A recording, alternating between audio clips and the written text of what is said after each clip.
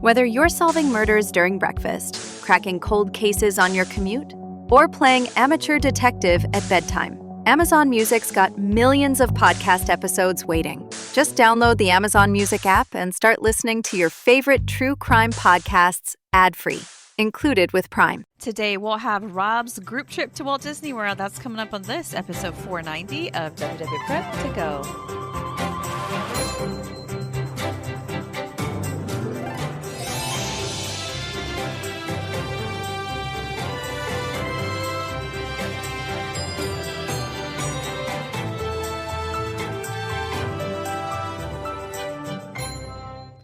Hello, and welcome to WDW Prep to Go, where we talk strategy and ideas for people planning their Disney World trips. I am your host, Shannon Albert from WDWPrepSchool.com. Thank you for being here for episode 490. Today is another trip report, and this one is with Rob, who recently went to Disney World with a group of 11 people. So if you're interested in group travel, this is a good one to listen to. If you're not interested in group travel, you can hopefully still be interested in listening. I'll have that in just a minute. I do often remind you to follow on social media and different platforms, but I also want to mention the website because I feel like if you know somebody from one platform, you're not always likely to jump over to a different platform. So consider this my invitation to join us on the website, because so many questions that we get asked by podcast listeners, by email, by DM, sometimes even in the Patreon Facebook group, it are things that are on the website. Like we have, hundreds of thousands of words that are documenting everything that we do. And so most recently, we have articles about rope dropping every single park and the best things to do, the most popular things versus the less chaotic versions, all of the holiday advice, how to do Disney World with teens, which was inspired by some of my trip reports. When people take teens, it occurred to me that there are some different things to consider. So I wrote up an article and did a YouTube video about that. We have gift ideas for the holidays, just all kinds of stuff. So today, my invitation is for you to join us over on WDWPrepSchool.com, where we have so much information available to help you plan. But today is about talking to Rob and his recent family trip. So here are my chats with him. Welcome to the podcast, Rob. Thank you. Thank you to be here. We're talking on Thursday, November 13th, and you are headed to Disney World. That's right. Yeah, we're leaving on Tuesday, the 18th. So we're about 5 or 6 days out. We've finished our, lightning lanes and everything already the last couple of days. And so now it's just the countdown and getting laundry ready and all that stuff. So I'm getting excited. What's the ending date of your trip? So we're flying out. There's two parts of our group, but the group that I'm a part of, my family, is going to be me, my wife, our 2 daughters, and my mother-in-law. We're going to fly out of our hometown, and we leave on the 18th. We come back on the 23rd, Sunday the 23rd. And then a second part of our cohort will leave from a different town. They fly out Wednesday the 19th. They meet us on the 19th, and then we all fly out in the evening of the 23rd, that Sunday. So there'll be staggered arrivals, but all of us will leave at the same time. Okay. And are these all family members? Yes. So it's, like I said, my immediate group is my wife and I and my 2 daughters, who are 7 and 4, and my mother-in-law, who we all live, 4 of us live in our house. Obviously, my mother lives in our town. And we have, this will be our 4th November in a row, the 5 of us going to Disney World. Our other cohort will be my wife's sister and our brother-in-law, our 2 nephews who are 8 and 6, and then my brother-in-law's parents. So we'll have our whole group will be 3 total grandparents, 4 parents, and then 4 kids ages 4, 6, 7, and 8. Okay. All right. And you said 4th November in a row. So what is it about this time of year that makes you want to travel? It's a couple things. First, the Christmas time generally is our favorite time of year, but especially at Disney World. My wife and I have different kind of childhood Disney experiences, but she has had memories of kind of going as a kid and the fake snow and the whole to do. So we always enjoy that time of year. Also, my wife's a teacher. So it's one of those things where the Thanksgiving window is something where she already has typically a baked in amount of time off. So it's not as disruptive to her classroom schedule.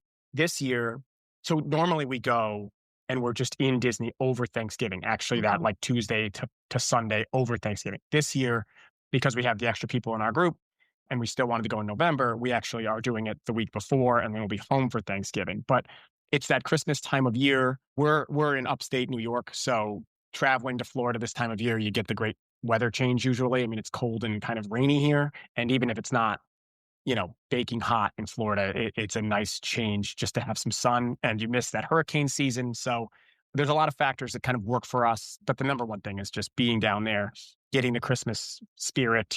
We have our Christmas tree up already at our house. Like we Mhm. embrace the Christmas season as much as possible. So you said you go every November, it sounds like, but the extended family, this isn't typical for them? Correct. So the five out of here, my mother-in-law, and then me and my wife and our daughters Mhm. have gone each of the last 4 years. We're in the vacation club, and so we joined that because we go every year, but also because with my mother-in-law coming, we love the idea of having. The first time we went, we did the thing where she got a room, we got a room, we called, we tried to get it adjoining, and after you start to do the math on the idea of getting multiple hotel rooms year over year versus, the benefits of the DVC, it made a lot of sense for us. So we do that. She comes with us every year. And we've been kind of encouraging my brother and sister-in-law and our nephews to come with us. They had done one Disney trip not with us a few years ago, and I think they had fun. But I think that when we talked to them about it, my wife was kind of teasing them to say, if you do it with us, it'll be a totally different thing because she's on top of all the planning and all that. So this is a couple years of planting seeds and getting it to happen. And so we're very excited, especially with the kids at the ages that they're at, because the four of them get along really well. And they're all at that sweet spot of age where they're mostly big enough to go on the rides, but also young enough to really enjoy all the magic of it, especially Mhm. the Christmas time. So Mhm. it was something we had been pushing for, especially like this year or next year. And we were really excited that we got everybody on the same page for this trip. So are you guys, like, between you and your wife, are you planning for everyone? Yes, and it's generous of you to include me in the planning with my wife. I'm like the sidekick in the detail part of it. So I'm Mhm. on I kind of do the 30,000-foot view. I manage the DVC part of it. I booked the room. I was the one texting a group chat 11 months ago to say, hey, we're going to get a two-bedroom, 10 bed, situation at Riviera. That's our DVC home. And we're going to have my brother and sister-in-law and nephews are going to stay in the same large suite with us. And then his parents are going to actually stay somewhere else. But Like a different hotel or a different room? so we're at Riviera and they're going to stay at Caribbean, Okay. which because when we were booking it 11 months ago and I was telling them, if we want to get 6 nights in a two-bedroom villa at Christmas, it's got to be 11 months out, right? That's Mhm. the whole point of the DVC. That's the whole benefit. So I locked that in. And at that point, his parents were planning on coming, but weren't locked in. And I kind of said to them, another option is that they book something at Caribbean, which is right there and will be way more cost effective, especially since we're all going to be right in the same place anyway. The Skyliner and everything makes it easy enough. So Mhm. that ended up being what came to fruition. But in terms of the planning, yeah, I took the lead on the booking the room, getting all that stuff set up. We have the annual pass through the DVC for the five of us. And so we had, just kind of, they knew to get their tickets and everything like that. And then once we got all our tickets, my wife got everybody's information in our app, had access, and she's the one that she and I together did the booking for the reservation, for the meal reservation 60 days out. And then this past week, she's been the one, you know, she, Doing, like, yeah, lightning lanes and stuff? the Okay, Google, so the Google Doc and everything. I'm always fascinated by this with group dynamics, like how you do the planning. Okay, so it sounds like you worked out the hotel 11 months out and you're doing a split between Riviera and Caribbean. Now, when it comes down to dining reservations, are you choosing all the dining? Are they giving input and then your wife makes all of the dining reservations? So it's a little bit of all of the above. Like I said, they had been in the last. I think they went 2 years ago, maybe over a summertime. So they had a sense of some things that they liked, some things they wanted to do. They really liked Tusker House, for example, was something that was kind of something they said we'd love to do that again. But we all know each other pretty well. We know what the kids are into, what wouldn't be a good fit, things like that. So there was some ongoing kind of group conversation about, when you're a couple weeks before reservations, where we say, here's what we're thinking, let us know if you have additional thoughts, all that. And then day of, it was my wife and I making the reservations. And because the group was 11, we did a lot of splits. So it's, Mhm. on my account, it's 6, and on hers, it's 5. for the same time slot or whatever. So that's something where we have to make some phone calls in the coming days to kind of just give people a heads up that, we'd like to have those things be consolidated into one reservation at mealtime, which we're hoping we'll be able to accommodate. But if not, we can always split as necessary in those groups because, like I said, everybody is kind of gets along and that's not a concern. But my hope is that we have as many of our 5 nights where everybody's together, our 5 dinner reservation sets, as many of those as possible as the 11 of us at one big table. And for people listening, this is the way that you do the group reservations because there has to be a different lead guest. So, for instance, if your wife is trying to do 2 split ones, it would be not, it would say, no, you already have one during this Right. time. So, you're the lead on one, she's lead on the other. What I would suggest for you guys is to not check in for your table service dining in the app. Just go to the podium before your reservation and say, we have these 2. Can you put them together? And when you don't check in, they have more power Right. to manipulate it. So hopefully then you guys can be together at a couple, tables together or whatever it Right. takes.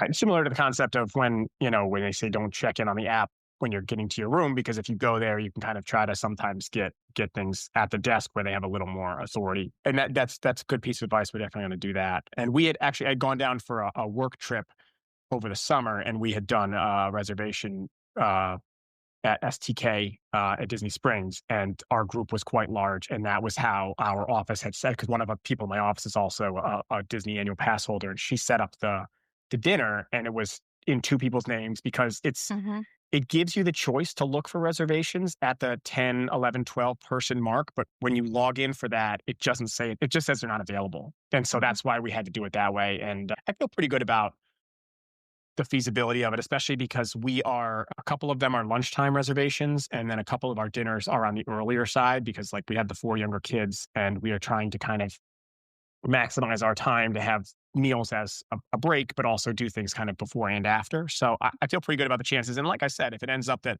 1 or 2 of the meals are 3 grandparents and the kids, and the other parents have to sit at another table, or we split up a little bit, that'll be fine because we'll be together basically the whole trip. But we'll see. Okay.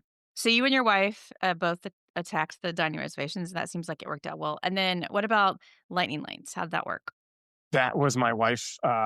So I joke that she's Batman and Robin, and I'm like Alfred. So I'm kind of like the helper, and I'm a sounding board for her. But once we had the meal reservations set, then you kind of can predetermine your park reservations. And then based on that, she's then working backwards to say, okay, well, we're going to be at this park at this time. So here's what I'm prioritizing. Here's what I'm prioritizing. And then because my brother and sister-in-law and nephews are staying in our room, they got the 7-day start the same day that we signed in. Mm-hmm. But even though they're coming in the next day. And then my brother-in-law's parents were separate, so we had to do she had to do another wave yesterday. So on Tuesday morning, 7 a.m., she had already, that whole weekend, she had kind of sent everybody, here's where we're going to be on this day, and here's the priorities. Let's confirm which kids are going to do Guardians or which kids are going to do Seven Dwarfs and things like that. So there are some individual lightning lanes, there are the group lightning lanes, and then in terms of just the financial side, we just booked it all, and then they'll Venmo us back, the difference once it's all calculated. But that was, she had like a list of targets, and I think she did great on that part of it. It's always kind of a hold your breath and see how it turns out moment. But yeah, it shook out really well for us. And because we're getting there on a Tuesday, but our group's first park day is until Thursday, it was one of those things where it was 7 days before our trip started, but really that first day was 9 days out. So it actually, I think, helped a little bit there too. So yeah, there's nothing that we feel like we didn't get that we wanted, and we feel pretty good about most of the times as well. So overall, I think that went really well, and that was entirely her operation. So, it's a lot of people to select every single time to book those lightning lanes. Okay. Right. All right. I'm glad to have talked through that because I'm always curious about the logistics with a big group. A lot of and they were willing to defer. Opinions and finances to consider. Yeah. Yes, and they were willing to defer on a lot of it to us in that way. They kind of we knew which rides people would want to go on, and the kids are all kind of the 6, 7, and 8-year-olds are all kind of like they want to try Everest and they want to try Flight of Passage and they want to do these ones. And our daughter, who's 7, has done most of them. So using her as kind of a gauge, they felt good about, if she's going to do it, then our boys will do it and we'll see how it goes. So that's kind of how we got there. But they were happy to defer on those things, which made it easier. I always empathize with parents trying to book lightning lanes because how do you guess if you don't know? I mean, you know because you've been, but not everyone has been. And it's like, Right. well, I guess they'll be into this. Right. So, all right. So, some of those basic things out of the way. Let's start talking through it. So, on Tuesday, November 18th, you're flying from upstate New York. Yep, we're flying out of Albany, and our flight departs at 6 a.m. So we had been kind of on pins and needles with flights, but I feel pretty good about that one at this point. It's the first one out of the day. Our Albany airport is I think like the perfect size because it's got I think like 10 to 12 gates, so there are enough flights, but it's also not a really crowded place. So Mhm, we're the first Southwest flight out that day, mhm. and that puts us in MCO around 9:30. Did, did you see that they're expanding the luggage transfer program? I did not see that. Okay. We'll talk about that Great. afterwards. Awesome. Yeah, so that puts us in around 9:30. Our routine is pretty consistent. Like I said, we do this a lot. And so we do mirrors from the airport. With the kids, it's hard because we don't love the idea of seat belts and stuff, the safety seats and stuff. And we could have done, because we're staying at Riviera, we could have done a minivan, but at the time we were booking stuff, I think the minivans, and it may still be the case, but you couldn't book the minivan in advance. You'd have to call either day of or sooner than that. So we felt fine with the mirrors. And so we booked that. So we arrive in MCO at 9:30. There's a stroller pickup from Kingdom Strollers at the airport. And then we'll get to the stroller is being dropped off at the hotel. We used to pick it up at the airport. It's being dropped off at the hotel this time. So we just get our baggage, go to Mears, and we're hoping to be at Riviera, you know, early lunchtime-ish, hopefully, with a pretty flexible day because it's just the five of us getting in at that point. Okay. All right. Then what is the plan? So once we get in to the hotel, like I said, we're kind of playing it flexible this day. You'll probably have to get something to eat, probably just eat right at the hotel. We are doing, also, I didn't mention, but we are doing, because the nine of us are all in the same room, we're all doing the meal plan, which we've never done before. So that's going to be a new thing for us. But with the idea of splitting these big checks between 11 people was something that I thought that even if the meal plan dollar for dollar ends up being a little bit more or a little bit less, it was more Mhm. about the convenience and having one less, tab open in your mind on is it all going to balance out and all that stuff. So it's just that piece of it will make it easier. So we are doing the meal plan. So I'm sure we'll do a quick service or something on arrival. And then we do have a reservation.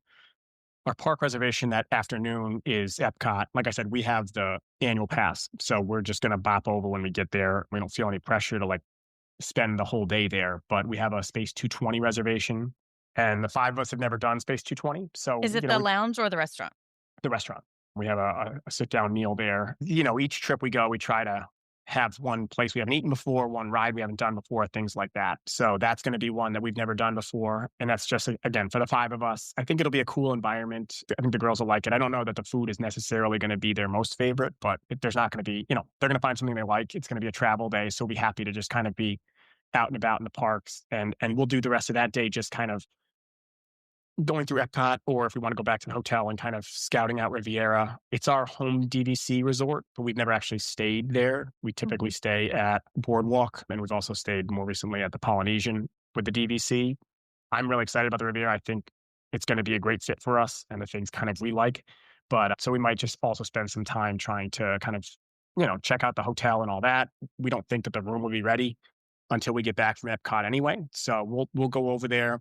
We'll have a bag with swimsuits and stuff if the weather's good and we want to swim. Mhm. But it's going to be a pretty laid back, low pressure day. And this will be our girls. We took the girls earlier this year to Disney already. So this isn't, they're very excited. They love going every time. But this is also the nice thing about the DVC and everything is that it takes some of the pressure off of feeling like everything has to happen every trip. So we're It pretty does. comfortable with just kind of seeing how the day unfolds and seeing kind of if we can get on some rides, great. And if we want Uh-huh. to walk around and meet some characters, great. And that'll be kind of how that day shakes out. And then when we get the room, we get back, we expect we'll all kind of be tired. It's a pretty early. I mean, it's driving out of the driveway 4 a.m. on flight Mhm. day to get there. So by late afternoon, early evening, we're probably all crashing anyway. And so we have an early night, and then the rest of our group comes in the next day. Parents with young kids do seem to like Riviera for the water play area. So Yeah, be and my walking up girls the love the Skyliner. So those are Yeah. 2 factors, and the thing I'm excited about, I mean, I love a little coffee shop in the lobby, the Petit Cafe, and then but there's also and we love Topolino's, for breakfast, it's a staple of our trips, but they're also the quick service and everything Mhm. seems really highly regarded and Bar Riva. Like, Riviera yeah. has incredible food options from all the way from the coffee to the character meal. Yes, and with a group of all like ours. So my brother-in-law's family is very Italian, and they like and so the idea of having like a lot of food options and kind of we like when we get together, it's always, big meals and things like that is part of kind of the gatherings. So the Mhm, idea of having options in our actual hotel to kind of mhm, do that on top of our meals. I really liked that idea. And then, like you said, with the water park area and even in the yard, the lawn in the front, the yard games and things like that, with all the mhm. kids, if people are getting ready and some of the kids are getting antsy, you just pop out there and you go play bocce or giant chess or whatever it is. And those are the kinds of things that's not the reason you picked the hotel, but it's a benefit. It's a benefit that you can kind of use in these larger group dynamics. So I'm really Absolutely. excited about Riviera. Having places to gather with the big groups 100%. is Right, super nice. Okay, right. so when we were talking about lightning lanes, you said Thursday was your first park day, but you meant for lightning lanes, but Correct, you can do other park time without lightning lanes, it sounds like. correct. So, yeah, so the big park days are gonna be when our other group gets in, and we'll kind of go through the days, but it'll be Wednesday, they get in, but then Thursday, Friday, Saturday are full-blown lightning lanes, individual lightning lanes, the whole gamut. The other days are gonna be, we get to what we get to and things like that. They bought a 3-day park hopper, so those 3 days, we're gonna do as much park as we can, but because we have the annual pass and because we'll have a little bit of extra time with our days that it's gonna be we'll just use those days kind of a little more casually and, To do other things. yeah. Well, So and just to keep, we want my focus on this whole trip is that I want everyone to feel like they did a ton, not feel rushed or feel that sense of like urgency that you can easily pick up when you're at Disney, where it's like we gotta power walk across here, and it's like you spend the whole time kind of pinballing around, and you don't even get to appreciate we're all here together, we're all doing this great thing, we're all having fun and doing this stuff. So I really want the vibes to stay kind of as mellow and laid back as possible while also trying to accomplish as much as possible. So that's where, mhm. we're trying to bake that in as much as possible for us in the beginning of, we don't need to have extra lightning lanes. We don't need to I mean, our girls were on a lot of these rides earlier this year. So what we get to, we get to, and just kind of walking around and being happy to be there that first day and being excited about the rest of the family coming the next day is kind of enough. And then that next Okay. day is Wednesday morning. Wednesday, November 19th.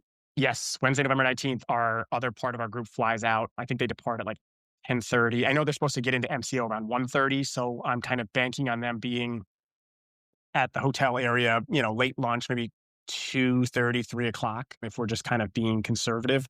We'll already have our room, so they won't have to worry about any of that. They can just come right up and get their stuff going. Obviously, my brother-in-law's parents, if their room isn't ready, they can drop their stuff with us in the short term, and it's just a walk away. I know that we didn't do any of their booking because they did it separately, but I do know that they contacted Caribbean to ask to be in one of the buildings that's kind of near, because there's those couple that are right on a walking path that are like almost a stone's throw from Riviera. So they're asking to be in one of those. So hopefully that works out. And then it's just like a quick walk from there. Mm. So they get in and, we don't have anything too crazy. That day, we do have a Disney Springs dinner reservation, but that's at 6. So, depending on when they get in, Which depending on restaurant? everybody's Summer House on the Lake. So that's another one we did 6 and 5, both for 6 o'clock, because that one we did through the Open Tables app. But we have that couple hours there where once they get in, if the kids are, fired up and they want to get in the pool or whatever, we'll have time to kind of do that. I'm hopeful that because their departure out of their hometown is at 10:30 and they're kind of getting in, they're not going to have as much kind of travel exhaustion. But we also don't want to, overdo it before the big couple of days, right? So we'll see how it goes. Again, trying to stay flexible, but that evening, the plan is to kind of go to Disney Springs and do that. I have to look to see when there's parties and things like that. We're not doing a Christmas party on this trip, which we kind of made a conscious choice about. So that was something that I'm happy to talk about later, but we aren't doing a Christmas party. So we're doing evenings at parks as the Christmas party But schedule kind of it's allows. tricky though, even if you're not going to the parties, you have to really plan around them. Yeah, I happen to have the calendars here on my screen. So during your trip dates, there are parties the bunch. 20th and 21st at Magic Kingdom and the 20 Mhm. let's see, how late are you there? 22nd, it's at Hollywood Studios. Yeah. Yeah. So we were very, my wife, this is one of the things that my wife is, like I said, she's the one in the weeds on that stuff, and she was all over it. So we have an evening at Magic Kingdom on one of the non-party nights where we're hoping to see the Mhm, Starlight Parade and stuff. But and one of the nights we'll be at Hollywood to see Phantasmic. So we are doing evening stuff, but mhm. we have learned year over year that a day at Disney and then a Christmas party after for kids that are, young can become too much. Mhm. And like I said, our whole cohort is going to be doing 3 full park days, and we didn't want to overpack one of the days to accommodate a Christmas party. And we also didn't want to forego an entire day with like a rest day or a pool day just to do the Christmas party after. So we'll get a lot of the Christmas spirit just being there and all the decorations and everything like that. We'll be at the parks in the evening.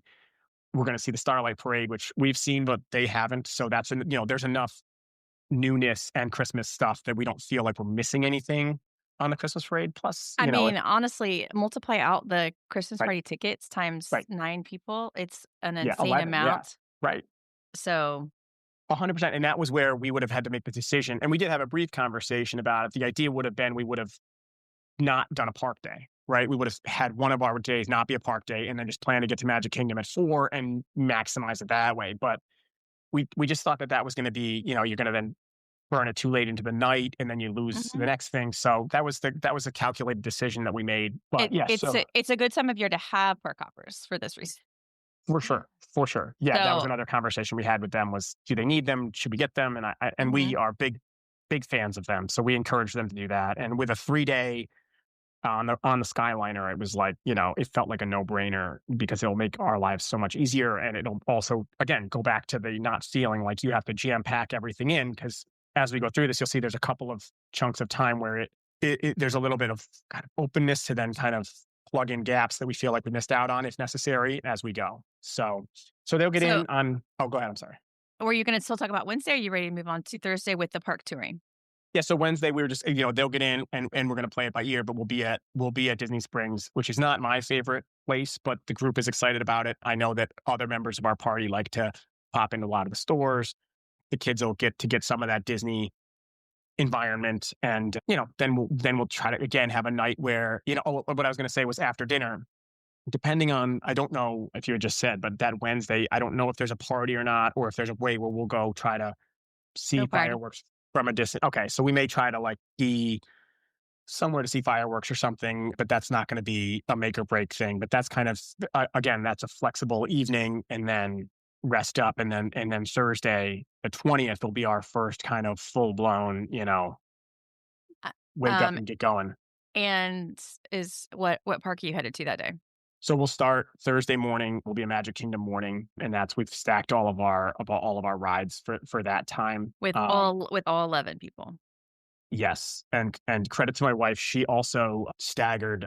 So a couple of the rides, the individual Lightning Lane rides, like Tron and Seven Dwarves, not everybody will do. So we have lightning lanes for everybody with Haunted Mansion, Pirates, and Tiana's, all kind of stacked, 9:20, 9:55, and 10:45. So that'll be a ride time for us. And then after that, it'll just be cycling kind of whatever we can get while we're at Magic Kingdom. But then we're also going to end up at Epcot that evening. So if we see things at Epcot in the evening that we want to try to grab after we start cycling through the lightning lanes, then we may do that as well.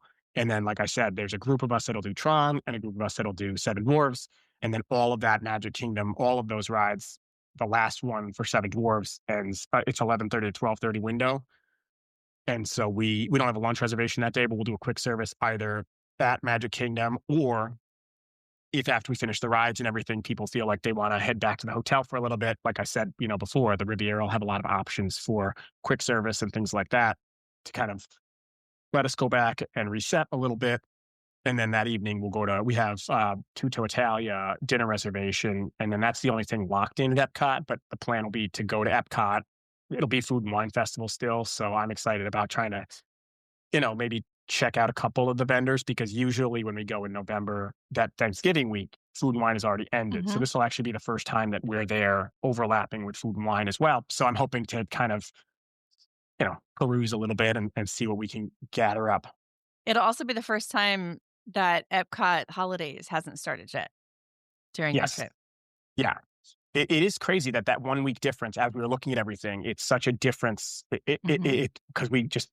Because of when we were going, it was such a hard line of when things started and things like that, we are getting a totally different Epcot than we normally would. And Epcot is one of my favorite parks, but it's not always the one that my daughters love. They love certain things about Epcot, but those things we'll rope drop Remy's and try to get on Frozen on one of the other mornings. But, Epcot, I think of all the parks, they could take or leave Epcot more, if they're ranking them, I think. But, Mhm. just because it's a lot of walking and it's less rides. And we're also Mhm. this particular trip, because we'll have our nephews with us and have such a big group, we won't be as focused on meeting princesses, which is a priority usually for us. Mhm. But I do want to the girls do love to do the Epcot passport thing. And they also love to do in the holidays, which I don't know if they'll be in place yet or not. It's usually like the Olaf scavenger hunt, right? Where it's each country, there's a hidden Olaf or whatever, and you collect them all. And then at the end, you get cookie cutter or whatever the gift is. So that Yeah, might not that's be that's there. part of that's part of So, Festival of okay. Holidays. So So we'll do you'll the Food and Wine stuff. And, if we don't spend a huge amount of time at Epcot, I don't think anybody except for me will be, bummed about that. But again, this is one of the benefits of the DDC and these things, is that there's always next year, right? Which is something that the girls have also kind of adopted with, if a ride is broken down or something like that, they know they're going to get on them. And I think they're excited about everything now, but it is a nice mentality to kind of have in the back of your head. Mhm. Um, So let's talk about Friday, November 21st. Yeah, Friday, November 21st is going to be it's going to be a big Hollywood day, but some of us are actually starting at Epcot. So we have a Guardians of the Galaxy for 9:30. So my wife and I, my brother-in-law, my sister-in-law, and then the three oldest kids, 6, 7, and 8, are gonna go to Epcot, do Guardians of the Galaxy. I'm anticipating that the grandparents and my youngest will stay back or do their own thing, which she might feel a little left out, but she's not big enough to do Epcot or to do Guardians. And she may also like the idea of, like, she gets everybody else's attention to herself. So Mm. they might head over to Hollywood earlier. They might do their own thing, but we're gonna hit Guardians and then hop on the Skyliner and just go over to Hollywood from there. And then we have a Toy Story Mania in the morning at 10:45. And then my wife also, because we had to stagger them, the other people in our group have an 11:45. So there's going to be a sweet spot where we could all do it together if we wanted, or we could do a couple people at one and a couple people, if we want some of the kids to do it twice, kind of thing. So then we have those. That's our morning lightning lanes. And then we have a big group reservation for Rodeo Roundup barbecue for lunch. That'll be our big sit down meal for that day, which we've been to before. And the family style food and the environment is great with the kids. And so I'm looking forward to that for that dynamic. And then it's kind of, that morning is kind of going to be flexible in that if we can get on a couple things, sometimes if something's a walk on or things like that, we'll do a little bit more. And then if we get a little bit of churn from the Toy Story Mania lightning lane opening up, we might grab something. But the plan would be, after Rodeo Roundup, then we go back for a little while, we relax. That might be a little bit of pool afternoon water play, the water slide area, because then our lightning lanes in the evening at Hollywood are a little bit later, because we have Runaway Railway, we have Slinky Dog, and we have Tower of Terror in the evening, and then the plan to go to Fantasmic after that. So we'll do probably a quick service dinner either at Hollywood, but I expect it'll probably be at Riviera or somewhere else if we choose. But that'll be our big meal for that day, is going to be the Rodeo Roundup lunch. And then most of our rides will be kind of stacked in the evening that day. Mhm. But it'll be all Hollywood that day. And And the you'll hope you'll is get that to see all the holiday things in the evening. Yes, and the hope is that they make it to Fantasmic at the end of the day. The hope is that we don't burn it out too many. There hasn't been a rope drop yet or anything too crazy in the morning. The 9:30 time slot for Disney time is pretty reasonable. We think we are early risers. My nephews sleep much later than my girls do. My girls are like, if they both make it to 6 a.m. on a regular day, that's great. So they're up and at 'em. But we're trying to keep it so that everybody's maintaining some stamina throughout. And and then the hope is that and then so Guardians will be the ride that my oldest daughter has not done before. And then the Tower of Terror is going to be my 4-year-old is alleging that she's going to go on it. Oh, that's a big one. Her sister did go on Tower of Terror when she was 4 in one of her first trips, but then 2 straight years after that refused to go back on it. It was one of those things where she didn't exactly know what she was signing up for.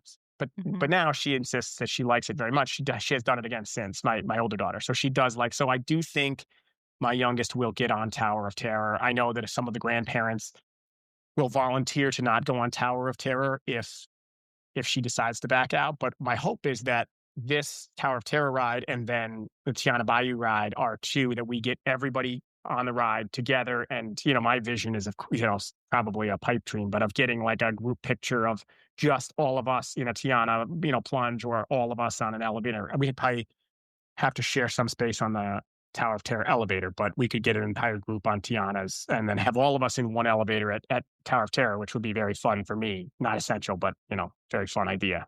That would be fun. And one ride photo for Yes, the whole group. that's what I mean. And then you just print that out as a memory from that year. That could be the thing. So that's my vision. And we'll see how it comes. And it also requires that everybody actually get on the ride. So that's another element. But you never know.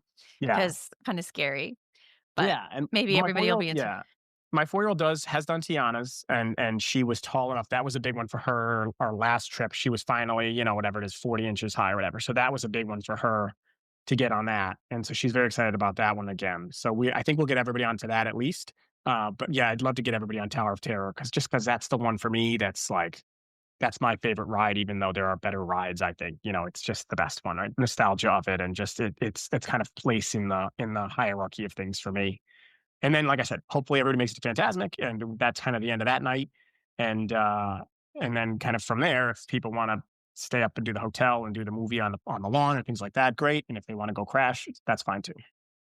Okay, so you have one more park day with the whole group, Saturday, November 22nd. What's the plan? Yes, we'll go right to Animal Kingdom, and we have a Tusker House reservation for breakfast. And my family has not done Tusker House. The other side of our group has done Tusker House and likes it a lot. I like character stuff, and I like character breakfasts especially. And I'm not a huge Chef Mickey's fan. And like I said, we love Topolino's. So Tusker House is something I'm excited to try and see kind of where it fits in that mix. We also love the Princess one that's in Norway at Akershus? Akersh, yes. But that we figured with the boys and everything that they didn't need to have a 5 Disney Princess breakfast. So we're doing Tusker House at Animal Kingdom. And that's, again, we split that one. This one actually I got a reservation for 10, and then my wife grabbed an extra 2 spots. So that one we almost got, that was the first time we had seen one that was almost the entire group in one. And then we are doing Lightning Lanes. That's going to be Safari. And then the next one is split. Some people are going to do Festival Lion King. Some people are going to go over and do Expedition Everest. And then we're all going to do Zootopia. And then some of the kids are going to do Flight of Passage. So that's the Animal Kingdom kind of morning, and that's going to be early-ish because the meal starts at 8:30. But then we're there through. I think our Zootopia show is at I think we're targeting 11:40 to 12:40 or something like that.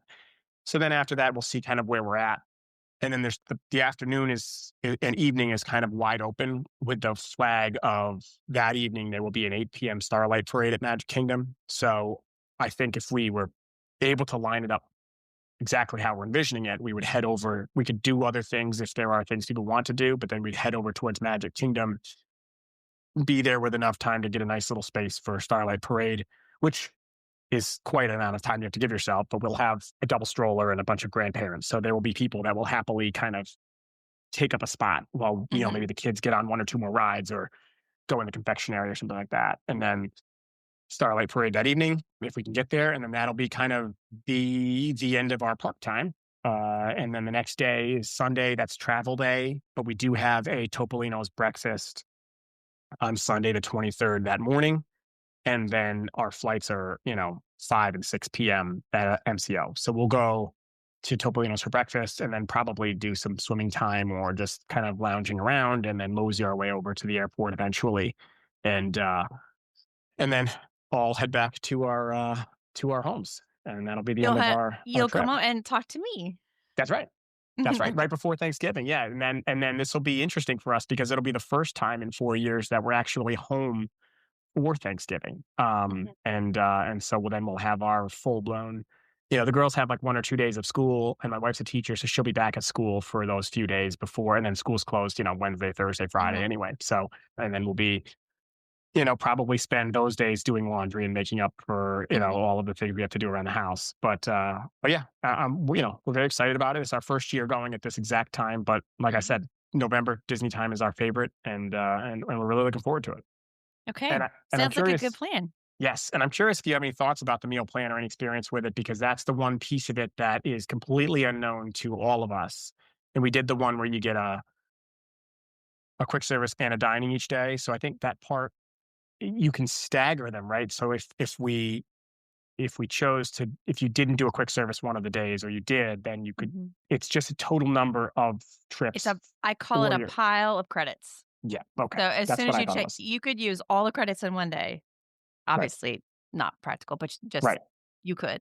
So I understand most people do one quick service a day, one table service a day, because that's how they're allocated, but you don't have to do it that way. Right. And then for the snack part and the quick service part, how does that factor in with the Food and Wine Festival? Are those considered snacks, or are those considered, does it depend on Ye- what it is? Yeah. So one of the best uses of snack credits is the festivals because of the prices. So when you look at the menus at the booths, there will be a DDP icon next to everything that qualifies. Okay. So Okay. that's what you can use. And some of those are kind of expensive. Yeah, and obviously I expect some things to be out of pocket, especially if we're doing the festival and I'm trying to sample different things. But I was trying to make sure that if it makes sense to kind of save some of those credits when you're bouncing It's a around. great use of snack credits. Yeah, because I'd rather just pay, and we get the bucket of popcorn and stuff anyway. So we'll always have our kind of unlimited popcorn refills and stuff as general snacks. So I'd rather save it. And if you do quick service and you mobile order, you can use the credits. Just make sure when you're checking out that it's pulling from your credits and not from your on-file credit card. Right. Yeah. So no, otherwise we're very excited, and I'm hoping that this goes smoothly and that everybody has a great time, and that we, coax them into coming again with us in the next couple of years. I don't think it's going to be an every year thing, but it's the big group dynamic is an interesting one, but I also think it's special, especially with the kids at the age that they're at, getting everybody together, the grandparents and the cousins and everything. And it'll be a really nice time. So we're very excited. Okay. Well, it sounds like you have a good plan in place, and I'm excited to talk to you when you get back. Yes. Appreciate it very much. All right. We'll talk soon. Bye-bye. Amazon 5-Star Theater presents Real Customer Reviews, performed by Ed Helms. Tonight's review, Tactical Jacket. I was living a simple life. Didn't get out much. Then, I bought this jacket, and everything changed. Women came flocking to me from lands domestic and foreign. I bought a motorcycle. Started hanging out with drug dealers, but like rich ones. And we flew helicopters. I ended up taking down a communist regime with a band of rebels. On the 245-day sailboat voyage home, I was attacked by a shark. I knew it was the jacket he was after. I tossed it, giving up the jacket in exchange for my life. I'm alive today, but jacketless. We'll buy this jacket again soon. 5 stars. Amazon customer 69. Thank you for listening to Amazon 5-Star Theater. Looking for unforgettable gifts this holiday season, like a jacket that becomes your whole personality? Shop the perfect gift this holiday on Amazon. 'Tis the season for identity theft. This time of year, most of us are checking off our holiday gift lists. But guess what? Identity thieves have lists too, and your personal information might be on them. Protect your identity with LifeLock. LifeLock monitors hundreds of millions of data points every second and alerts you to threats you could miss by yourself, even if you keep an eye on your bank and credit card statements. If your identity is stolen, Your own U.S.-based restoration specialist will fix it, guaranteed, or your money back. And all plans are backed by the $1 Million Protection Package. The last thing you want to do this holiday season is face drained accounts, fraudulent loans, or other financial losses from identity theft all alone. Make this season about joy, not identity theft, with LifeLock. Save up to 40% your first year. Call 1-800-LifeLock and use promo code IHEART. Or go to lifelock.com/iHeart for 40% off. Terms apply. Okay, only 10 more presents to wrap. You're almost at the finish line. But first...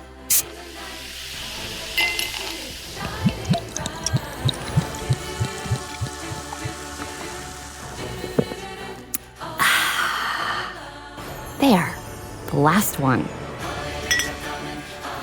Enjoy a Coca-Cola for a pause that refreshes. Welcome back from the trip, Rob. Thank you. We're talking on Tuesday, November 25th, which means you got back 2 days ago on Sunday. Mhm. How are you doing and how did it go? It's going great. We got back late Sunday, so we landed on Sunday night at like 10:30, home by 11. So it feels like it's only been about a day of recuperating, a lot of laundry left, but everything went great. And honestly, one of the things I would say too is with travel, it was way smoother than I expected. It was something I had been stressed about, and all the flights, all the security, everything was smooth sailing, which I was very appreciative of. So Okay, let's start talking through it then. Tuesday, November 18th, you had a flight from Albany at 6 a.m. and you were yes, arriving in the morning. yes. So 4:30, departing from the driveway, getting to the airport. Airport's only about 10 minutes from us, so we were at the airport a little before 5. I think we were the second flight out of there, so it was a pretty smooth. Thank you. It was a pretty smooth departure. No issues with security.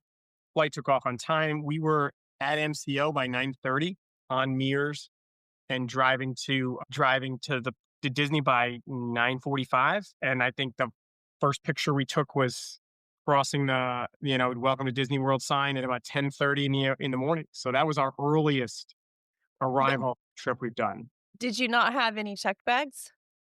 We did. So it was, I mean, like I said, everything was super smooth. So we That's we very had checked fast. bags, carry-ons. Yes. So I have that we departed at 6 a.m., Hmm. landed at 9:30, which shaved like 10 minutes off. We were on Mears by a little before 10, and we were going under the arch at about 10:30. We were at the Riviera by about 10:45. We were the first stop on the Mears bus. So, it was smooth sailing. It was like I said, it was the earliest we'd arrived on site for a trip. Usually we do go this time of year. So that was great. No issue with bags or anything like that. So we got there. Obviously, the room wasn't ready, so we got a meal, just a quick service downstairs. It was actually still breakfast, which was funny. So we got a breakfast, and the girls wanted to swim, so we pulled the stoots out of the one bag, gave everything else the bellhop, and went to the pool. My 7-year-old probably went down the slide at Riviera 50 times over the course of this trip. Like, she went down it. She'd been nervous about it. She went down it the first time, and by the end, she was figuring out if you lean back, you're going faster. All these things, right? She was an expert. So, and A, my little one, a lot of parents love the pool area at Riviera. Does that include you guys? we did. We loved it, and it'll be a theme throughout the week. We did not anticipate swimming as much as we ended up swimming. It was almost every day. The kids were excited to get back for some swimming time. My 4-year-old actually opted one of the nights to leave one of the parks early to do a nighttime swim.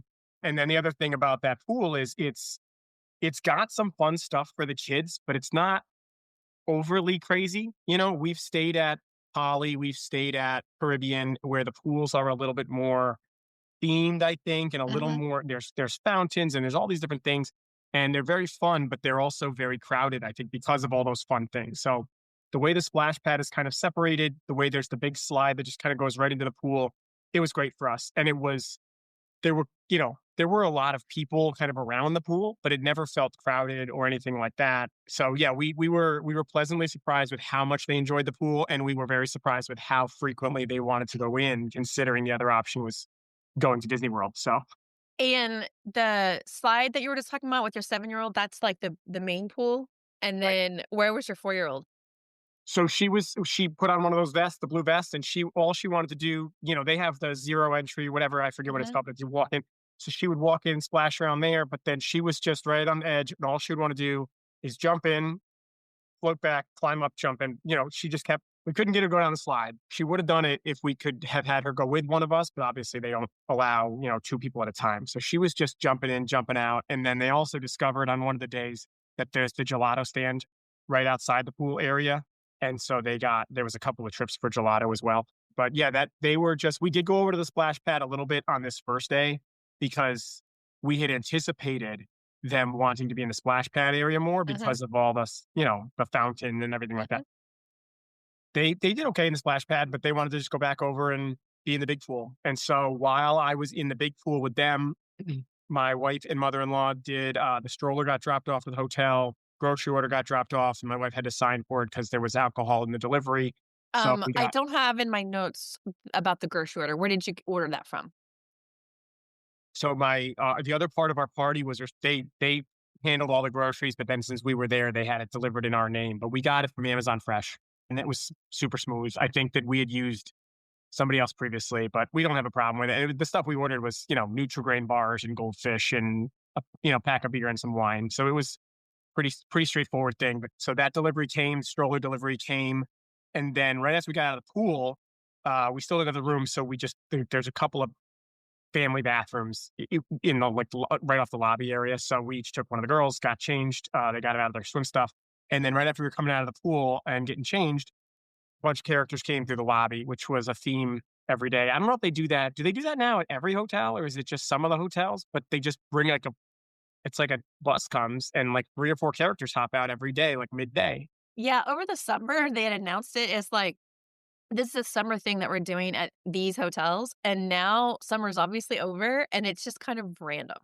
Yeah, but we had them every day. I mean, and it was just some different every day. I mean, we walked out of I walked over to go get a coffee at the Petit Cafe, and they were just playing like Connect Four in the lobby or something. And Uh-huh. Chip and Dale and Daisy and Donald came through, and so they were. And it was like not there wasn't a photographer with them or anything. It was just they're kind of just walking around. And I was curious if it was like a Riviera specific thing because they kind of beelined right to the outside area where there's the lawn and everything. And so we caught them in the lobby the first day, but then the other days it was like they were just wandering around outside, and the girls walked around with them and took some pictures. But that was a nice, because Riviera is not super themed when it comes to Disney stuff. So I think the girls were excited when the characters kind of came right through, and that really made us feel a little more like we were at Disney World all of a sudden. It kind of clicked for them. Mhm. Which was great. And so that was a nice little just, spontaneous thing. And then we were originally going to go at that point, our plan was to go to Space 220. Mhm. And we audibled a little bit because my 4-year-old ended up falling asleep in the stroller after meeting the characters, which, she'd been up at 4:30 was to be expected. And so we leaned into that, let her kind of doze.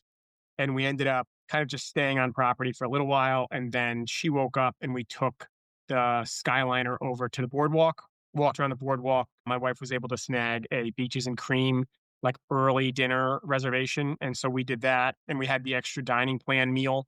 So we did a dining plan meal, did Beaches and Cream with ice cream.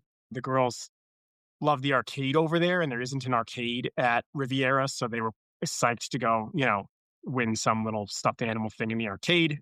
And then by that point, while we were at Beaches and Cream, I think we sat down at like 3:30. And during, before the food had come, but after we'd ordered, we got the text at about right before 4 o'clock that the room was ready. So at that point, we figured, okay, we'll eat, we'll get some ice cream, and then we will head back over to the room. And that's what we did. So we got into the room. I got the text on my phone, it was 3:56 for when we got to check in. So we checked in. We probably got back there around 5 o'clock. Bellhop brought up all the bags, all the groceries, helped us unpack everything, took all the empty bags and everything, took, paper bags and everything from Amazon, which was appreciated. And and then unfortunately, my wife, and without too much information, but my wife had like an allergic reaction while we were kind of traveling that day, and it was kind of like a angry, itchy skin thing that kind of flared up, and we didn't know what had triggered it. So throughout the day, she took a little bit of Benadryl. She was hoping to kind of quiet it, and it didn't. quiet. So we got back to the room. And the reason I'm mentioning it is because we had a really positive experience coming out of this negative thing, which was that we got back to the room. The girls started to settle. I gave them baths. They started to, kind of play in the room. We were unpacking and everything. And then at some point, we made the call that my wife's kind of rash thing wasn't going to go away with the Benadryl and the whatever we picked up in the lobby. So my mother-in-law and she, I think from a prior episode that you did, there is a service you can call that comes to the room. And I had heard that that was a little pricey and we weren't exactly sure what it was. So we did call and she had a consultation with them. And then they said they were going to call back to tell her if they had somebody they could send or not. In the meantime, she Googled that there was an urgent care and Advent Health near there. So she and my mother-in-law took an Uber over there and, considering they had to go there for kind of this emergency, non-life threatening, but emergency allergic reaction, they had a great experience there. She said that they were like great facility, in and out. You got there, they brought you got a room. It wasn't like, my worry was they were going to go and sit for hours and wait because it wasn't something that was like, she wasn't bleeding or anything. It was just something that was really uncomfortable. So they were there for about 2 hours flat from when they left to when they got back. They gave her an injection of, I don't know, something and some prednisone, and it helped. But it was a really she had a positive experience there. So I wanted to note that because if anybody has that issue, it was the Advent Health that's, geographically very close to the Riviera, that they had a great experience there. While they were there, the girls had fallen asleep and I sat on the balcony, and while we were in the east wing of the Riviera, so we could see the Epcot. I think we saw the Epcot and the Magic Kingdom fireworks from our room because we could see the Epcot ones very close. We could see the Epcot bulbs. Then off past that in the distance, there was also Magic Kingdom fireworks or other fireworks, which I was pretty sure was Magic Kingdom. So that was the end of night one. So they got back, they crashed, and then the next day was going to be the day that the rest of our group got in. So we were happy to have kind of a quieter evening to start the day, despite the reaction thing. But that, it was actually a positive outcome because they were able to help her out. Yeah. So Advent Health is who Disney partners with. So if you were to ask the staff, like, where do I go? That's where they would tell you to go. Right. And it makes sense because then like each day of our trip after that, we got a call from the front desk checking in on we saw your wife, whatever, please let us know if there's anything we can do. And, there wasn't, at that point, she had gotten her prescription. I went over to CVS the next day, CVS around the corner there, and got the prednisone or whatever. But yeah, the couple different calls and texts to my phone into the room, checking on her, which she appreciated. And at that point, it was just a matter of letting everything kind of take its course and get better. But it was a good experience under the circumstances, considering typically when you think urgent care out of town, how much of a hassle that could be. It ended up being a pretty positive, we give positive reviews to that outcome. Okay. Let's talk about the next day, Wednesday, November 19th, which is when the rest of your group was arriving in the afternoon and you had some plans. Yes. So our girls are early risers on regular days. So they were pretty tired though. And they did sleep till maybe like 6:30, which is pretty good for them, especially during the week. But, after travel and stuff, we were glad they got some rest. We kind of moseyed down to get breakfast downstairs at the Riviera. And then we went over, we have the season pass through DVC. So we kind of moseyed on over to Epcot and that day they did the Kid Cot stuff. We didn't get like lightning lanes or anything. We weren't really pushing for rides that day, but they did the Kid Cot thing with the passport, which they loved.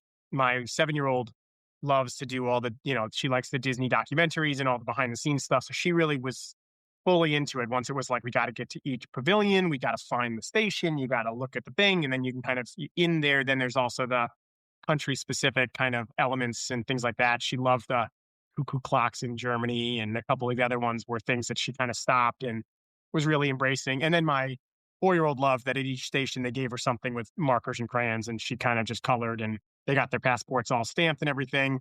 So that kind of ate up a lot of our, window. And then while that was happening, again, we had princesses just kind of wandering around Epcot. It was the least crowded I've ever experienced Epcot. We got there at about 8:30. We came in through the France side. We immediately crossed paths with Aurora. We got Princess Jasmine in Morocco, which was great because my daughter had worn her Princess Jasmine dress that day.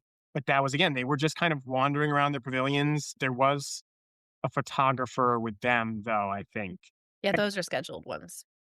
Yeah. And so they weren't at, it wasn't like a lineup meet and greet. They were just They kind of were just wandering. roaming. Okay. Right. And then I guess I was talking to one of the people at one of the pavilions, and they said that once the park gets a little busier, then they go back to just the scheduled lineup meet and greet. So, but we get another couple princesses that we just happened to cross paths with, which the girls loved, and they had a book to get signed and everything. So while we were in the Kid Cot stuff, we met some princesses. We had just, walked around, ate popcorn, kind of just enjoyed being there. Like I said, it was not crowded. And we typically go in November, but we typically go we'd normally be there this week. So it's the week of Thanksgiving. So I think it is a little more crowded this week. But, like I had said, I think at the pre-trip, this time of year, we love between the weather and just the theming and everything. So catching it this past week where it was less busy was an extra kind of little benefit. And actually, we got lucky a few days because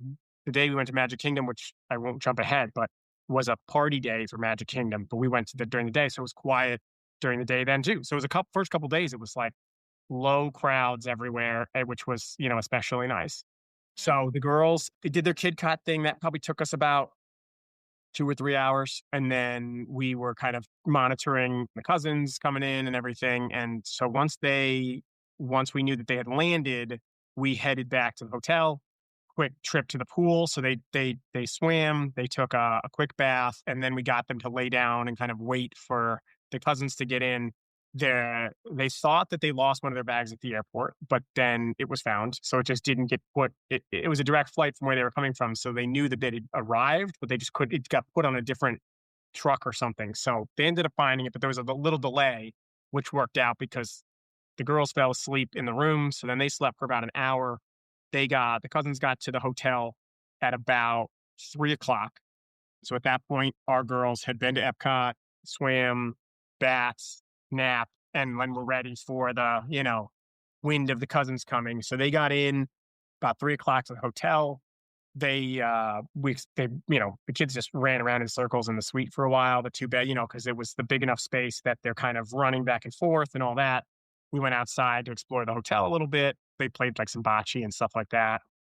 And we had a dinner reservation at Disney Springs that night because they didn't do park passes for that first day. So, we kind of eased our way in and then wandered over, got on the bus. And then my brother-in-law's parents were staying at the Caribbean.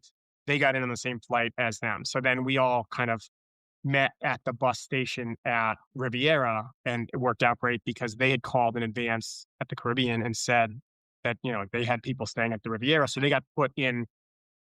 It wasn't the buildings that were near the Skyliner, but it was the buildings on the other side of the Caribbean. But apparently it was a super short walk for them to get to our bus terminal. So it was a great Very location for close. them.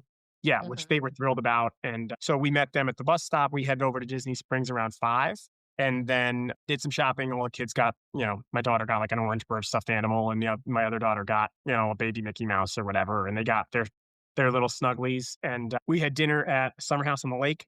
Unfortunately, we had talked about this in the pre-trip. A lot of our reservations were booked in 5s and 6s, and even though we were party of 11. So Summer House, we had called in advance that afternoon, and I had said, I'm going to stop by the desk or whatever when I get there, and they said they would try. We got there. I went over there before the reservation and said it again, and then we kind of wandered around Disney Springs.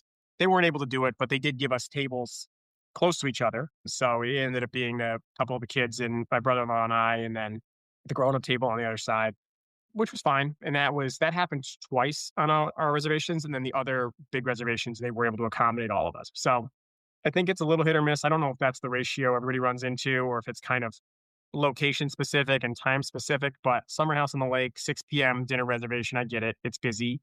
And they were able to get us close, but we couldn't do the 11 of us together. But yes, we did dinner. Actually, that meal was really good. Everybody enjoyed their food. And then after that, Was that your first time there by chance? It was. It was. We hadn't been there. I'm trying to think where we typically go. We don't do a ton at Disney Springs when we go normally because we prefer to do like the more character themed or things like that with the kids at the age that they're at. But that was one that we had been that one and Homecoming were the two we were kicking around for which one we were thinking about for this trip, for this first dinner, because we knew it was going to be Disney Springs. And the timing just worked better for our schedule with Summer House. So it was good. I enjoyed it. Super easy with the kids and everything. Plenty of different stuff for them to eat. And then after that dinner, and that one wasn't on the meal plan. That was the only big meal we had that wasn't on the dining plan at all. But we knew that going into it. And then after that, my daughter, my 4-year-old, all she wants to do is find every single Christmas tree everywhere. So she was kind of bopping around looking at Christmas trees. And then we went over and it was like a 15-minute wait to go meet Santa. So we went over and met Santa. And the girls loved that over there, that space. That was the first time we been at that space at Disney Springs where Santa is. And it was great. And, it was like 15 minutes, but you're in there and there's the fireplace part and there's Santa Claus part and they got tons of pictures. And we have the photo pass with our annual pass. So it was like every time we saw a photographer, we were like, shoved the kids in front of the camera and got as many family pictures as we could. And the kids love meeting Santa. And that was a really positive, thing. And then it was a little more shopping. And then we knew we had our 3 big park days in a row coming up. So we were happy to kind of go back and kind of, take it easy and kind of crash that evening. And so that's what we did. That was kind of just a bus back from Disney Springs, back to the room. I think everybody had a snack and then kind of went all to their separate beds to crash for the night, knowing that the next day was a Magic Kingdom and Disney World day. Yeah. So the next day, first park day, Magic Kingdom, Thursday, November 20th, and you were doing with all 11 people. Yes. So it was technically our 3rd park day in a row because we had popped Mhm. around, but this was our first, the next 3 days were all lightning lanes. We were trying to, like I said at the pre-trip, we were trying to do as much as possible without it feeling like you were just under the gun the whole time. Right. Mhm. And my nephews and my brother-in-law had been to Disney about 3 years ago, but they didn't do a ton of rides, partly because they didn't really know the lightning lane system, and also the kids were younger. So this was something where my 6 and 8-year-old nephews were ready, and my 7-year-old daughter was hyping them up the whole time, like, we're going to do all these rides. This one's my favorite. This one's a little scary, all these things, right? So they were ready to just start riding rides and being in Magic Kingdom. So we had a quick breakfast with the quick service downstairs. I forget what it's called. It's the Plaza. Primo Piatto? Primo Piatto is exactly what it was. We did that breakfast a couple days in a row, and it was great. It was super easy with the quick service. The kids would get, scrambled eggs and bacon and eat enough of it that I felt like they could survive until lunch. And we were off to Magic Kingdom. We got to Magic Kingdom at like 8:30. We were through the gates 8:45. Immediately, the other members of our party who had not gotten Magic Bands yet had gotten their cards, lost their cards. So they got into Magic Kingdom and then immediately realized they didn't have their cards. And so we don't know what happened to them, but we think that what happened was the cards got everybody in and then they got put in a pocket and then a phone comes at something and they fall and they're gone. So we had to go to guest services. They were great, gave them fresh cards. And then the plan was to pick up Magic Bands that day, which they ended up doing. And that was fine. But quick little scare of lost cards, especially with the lightning lanes and everything. But then it turned out that I think at one point my wife figured out that because on her phone, on her account, all the 11 travelers were linked. So in theory, she could have, if she was at the ride, buzzed each person in through the app. And she was the only one that had everybody linked, which would have been chaotic for her throughout the trip. But in a pinch, it was good to know that that was something that could happen if one of the kids lost their band or whatever. So once we got the cards, Space Mountain was a walk-on. We didn't have a lightning lane for it, but that was my 6-year-old nephew, my 2 nephews, my 7-year-old daughter, me, my brother-in-law, my sister-in-law took those kids, and then my 4-year-old and the grandparents and my wife went and started meeting princesses because that's my 4-year-old's goal every day is to just see princesses. So they saw Cinderella and Belle while we rode Space Mountain. It was a posted 10-minute wait, and it's a long walk up there, but we didn't stop once. We just walked the whole way up and then got to the gate. So that was the wait for that. So we hit Space Mountain, which was a fun one to start with, and the boys liked it a lot. We ended up doing it again and later in the trip. And then we met back up at the carousel. They tried to pull the sword out of the stone, but again, we had never done the sword out of the stone yet, but they rode the carousel. And then Tiana's Bayou was a walk-on. Again, this was the day, I think it was a Christmas party night. So Tiana's Bayou was like posted 15 minutes. We had a lightning lane for it later in the day, But my wife was, if it's a walk on, we should do it now. That way we don't have to, we're a little more flexible. And then we can, switch that lightning lane if we wanted to leave Magic Kingdom a little earlier. So we walked onto that. That was all 11 of us. That was great. And then while we were right there, we did Pirates. Jack Sparrow was walking around. So the boys met Jack Sparrow. Then we did Haunted Mansion, and Pirates and Haunted Mansion, we had lightning lanes for. So since we were right there, we just kind of dinged them all in a row. While we did Pirates, my 4-year-old went over and did Dumbo, which is her favorite ride. So she went over and did Dumbo. And then the plan was she was going to do Dumbo, and then we were going to meet her and the big kids, and some of us were going to do Tron. But as we got over there, Tron got closed. So that was a little bit of a bummer that day. So we went over to guest services, and we told them we were going to be back at Magic Kingdom on Saturday evening, and could they just move our Tron to that day, which they did, which was appreciated. And then it was, spoilers, it was working later. So we did get on it later, but it was appreciated that because we were able to say, hey, we're going to be here on Saturday evening. And they were able to just flip it right over without kind of monkeying around with any of the other, parts of the reservation. So, So when Tron was closed, we did Dumbo, and then we had a lightning lane for Seven Dwarfs Mine Train. So everybody did that one. And then my 4-year-old's, one of her favorite activities is Enchanted Tales with Belle. And so we made the boys, suck it up and come with us to Enchanted Tales with Belle. 6-year-old and 8-year-old, like, well, we don't want to do princess stuff. But they went. And then sure enough, as soon as they were asked for volunteers, they were raising their hand to volunteer for things. So they all did. My brother-in-law was picked to be the suit of armor.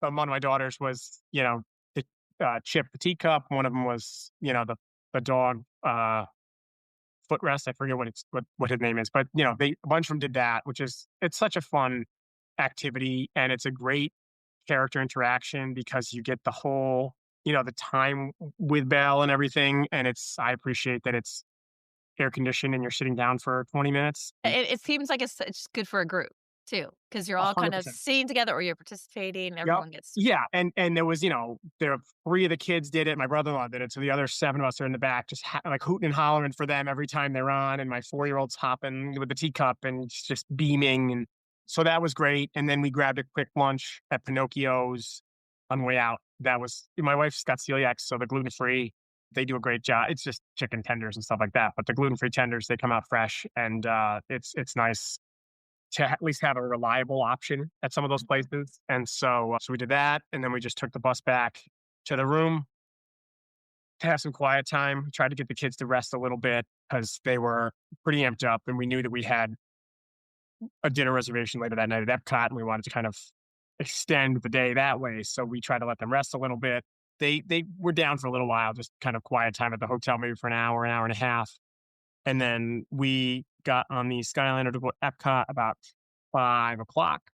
And we had a dinner reservation at Tutto Italia, which they also could not do the 11. So they did a 5 and a 6. And it was weird because this was our least favorite meal of the trip. Just, putting the card on the table.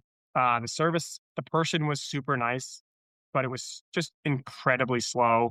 And the food was not that good. And it may have just been that like something happened with some of the orders where something delayed it. And so some of the food was ready and it just sat under a lamp. But, I got like the salmon and it was not very good. And a couple things like that where it just was unimpressive with the food. We weren't expecting to, Michelin food, but it's hard to botch pretty classic Italian dinner, and it just wasn't that good, which is fine. And that was another one was a 5 and a 6. But as we were sitting 5 and 6, there were empty tables all around us. It was this weird thing where it was like it felt like they just didn't try. And maybe I don't know how complicated the system is that they have and things like that. So they weren't able to accommodate the 5 and a 6.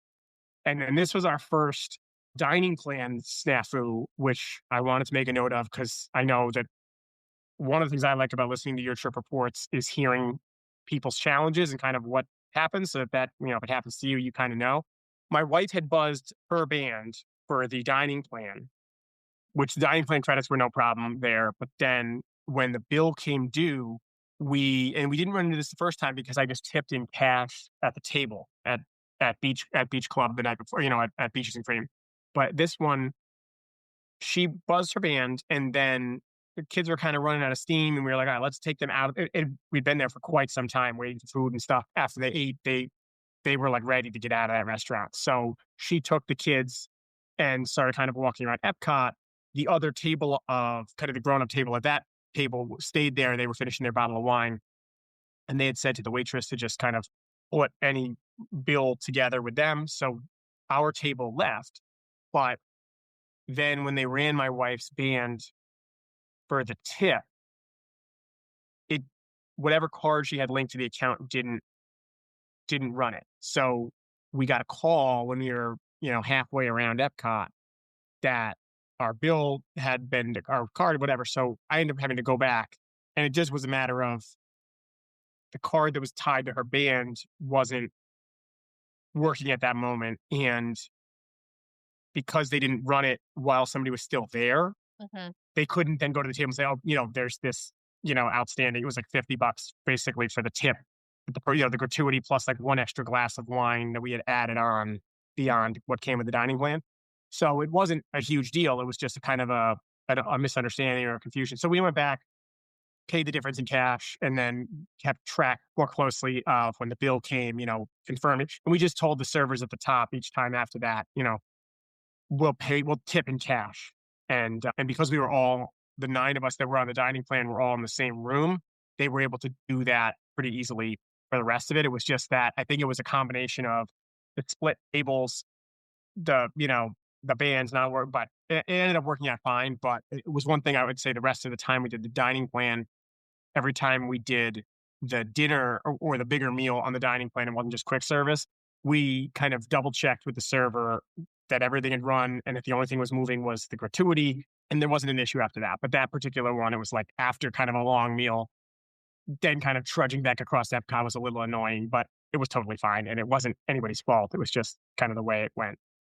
So then at that point, my 4-year-old said she wanted to go swimming again, and now it's 8 p.m. And so she and I and my mother-in-law broke off from the group. We took her back to go swimming, and the other kids and people they did like Three Caballeros and Soarin' and a few other rides that were just walk-on rides. My 4-year-old was thrilled because the Riviera pool, the one side of it overlooks where they do the movie because each place does the evening. So she was able to be jumping in the pool while watching Sleeping Beauty, and then there's fireworks kind of booming in the bag. It was like very much like her perfect Disney World experience. And so then we all kind of just converged back at the room we got back around 9:30 that night, and then that was the end of that first that was the end of that day with Magic Kingdom and Epcot, and then we had the next full day ahead of us on Friday. But everybody was in the room by 9:30. I think all the kids were down by 10, and gearing up for the next day of fun. Amazon 5-Star Theater presents Real Customer Reviews performed by Ed Helms. Tonight's review, Tactical Jacket. I was living a simple life. Didn't get out much. Then, I bought this jacket, and everything changed. Women came flocking to me from lands domestic and foreign. I bought a motorcycle.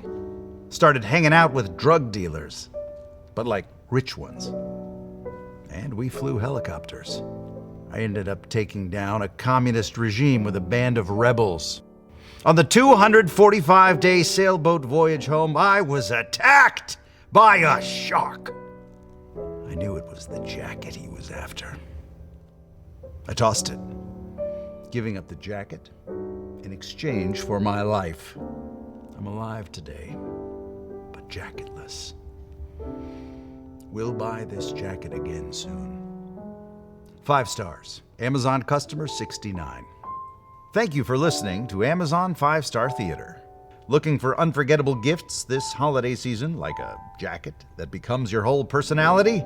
Shop the perfect gift this holiday on Amazon. 'Tis the season for identity theft. This time of year, most of us are checking off our holiday gift lists. But guess what? Identity thieves have lists too, and your personal information might be on them. Protect your identity with LifeLock. LifeLock monitors hundreds of millions of data points every second and alerts you to threats you could miss by yourself, even if you keep an eye on your bank and credit card statements. If your identity is stolen, your own U.S.-based restoration specialist will fix it, guaranteed, or your money back. And all plans are backed by the $1 Million Protection Package. The last thing you want to do this holiday season is face drained accounts, fraudulent loans, or other financial losses from identity theft all alone. Make this season about joy, not identity theft, with LifeLock. Save up to 40% your first year. Call 1-800-LifeLock and use promo code IHEART. Or go to lifelock.com/iHeart for 40% off. Terms apply. Okay, only 10 more presents to wrap. You're almost at the finish line. But first...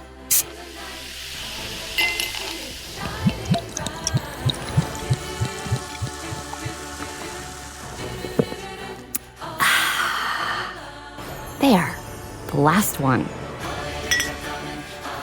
Enjoy a Coca-Cola for a pause that refreshes. The next day was Friday, November 21st. And as you mentioned, it was a full day starting at Epcot and with plans to go to Hollywood Studios.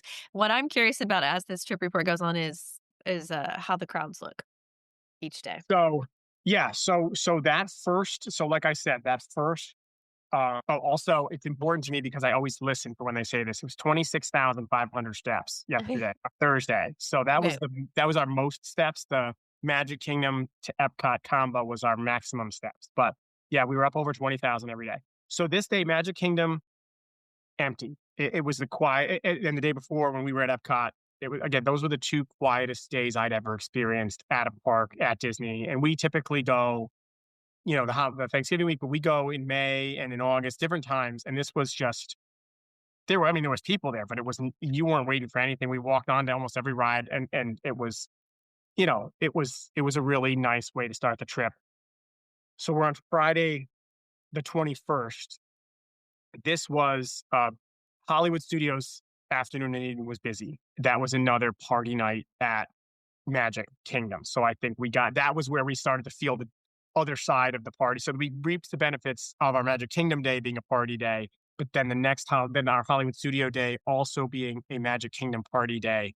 We felt where all the crowds had gone, right? So we got them in the evening that night. But Friday morning, we got to Epcot around 9:00. That's just, easy Skyliner. That was, and the Skyliner, we had to break up into groups too, because with this way, the double stroller and then 11 of us. And I think they would have let us go on as one big group if we needed to, but we weren't going to push that. And with the stroller and then all the kids, it made sense to kind of split us up. So we got there. Frozen was a walk-on. So the only major ride I would say that we didn't do throughout this trip that we weren't planning on doing, but we were kind of fingers crossed, was Ratatouille. That one was, by the time we got to Epcot at 9:00, that one was already, anything over 30 minutes, we weren't going to wait with all the kids, especially given all the rides we had booked already. But Frozen was 20 minutes. So we kind of moseyed our way over to Norway. All of us went on Frozen, and then some people got coffee and we didn't do like a sit down breakfast that day. So some people did like coffee and Danishes in that one spot. It's a great spot for breakfast anyway, Norway. So we walked onto Frozen, and then we had 6 people in our group for Lightning Lanes for Guardians. That was my 7-year-old's first time on Guardians. And she was like, I wasn't sure. I mean, her last trip, she did Everest, like she does all the rides, but I wasn't sure how she was going to do with Guardians. And immediately she's like, it's my new favorite ride, right? So she loved it. My 7-year-old nephew loved, or my 8-year-old nephew loved it. The 6-year-old and my 4-year-old did not go on it. I think the 6-year-old would have been tall enough, but he didn't like Snow White the day before. He didn't like the Seven Dwarfs Mine Train the day before. So he liked Space Mountain, didn't like Seven Dwarfs. And we were like, let's not start the day with Guardians if you're not sure, because that would be a tough kind of turn of events if it didn't go well for you.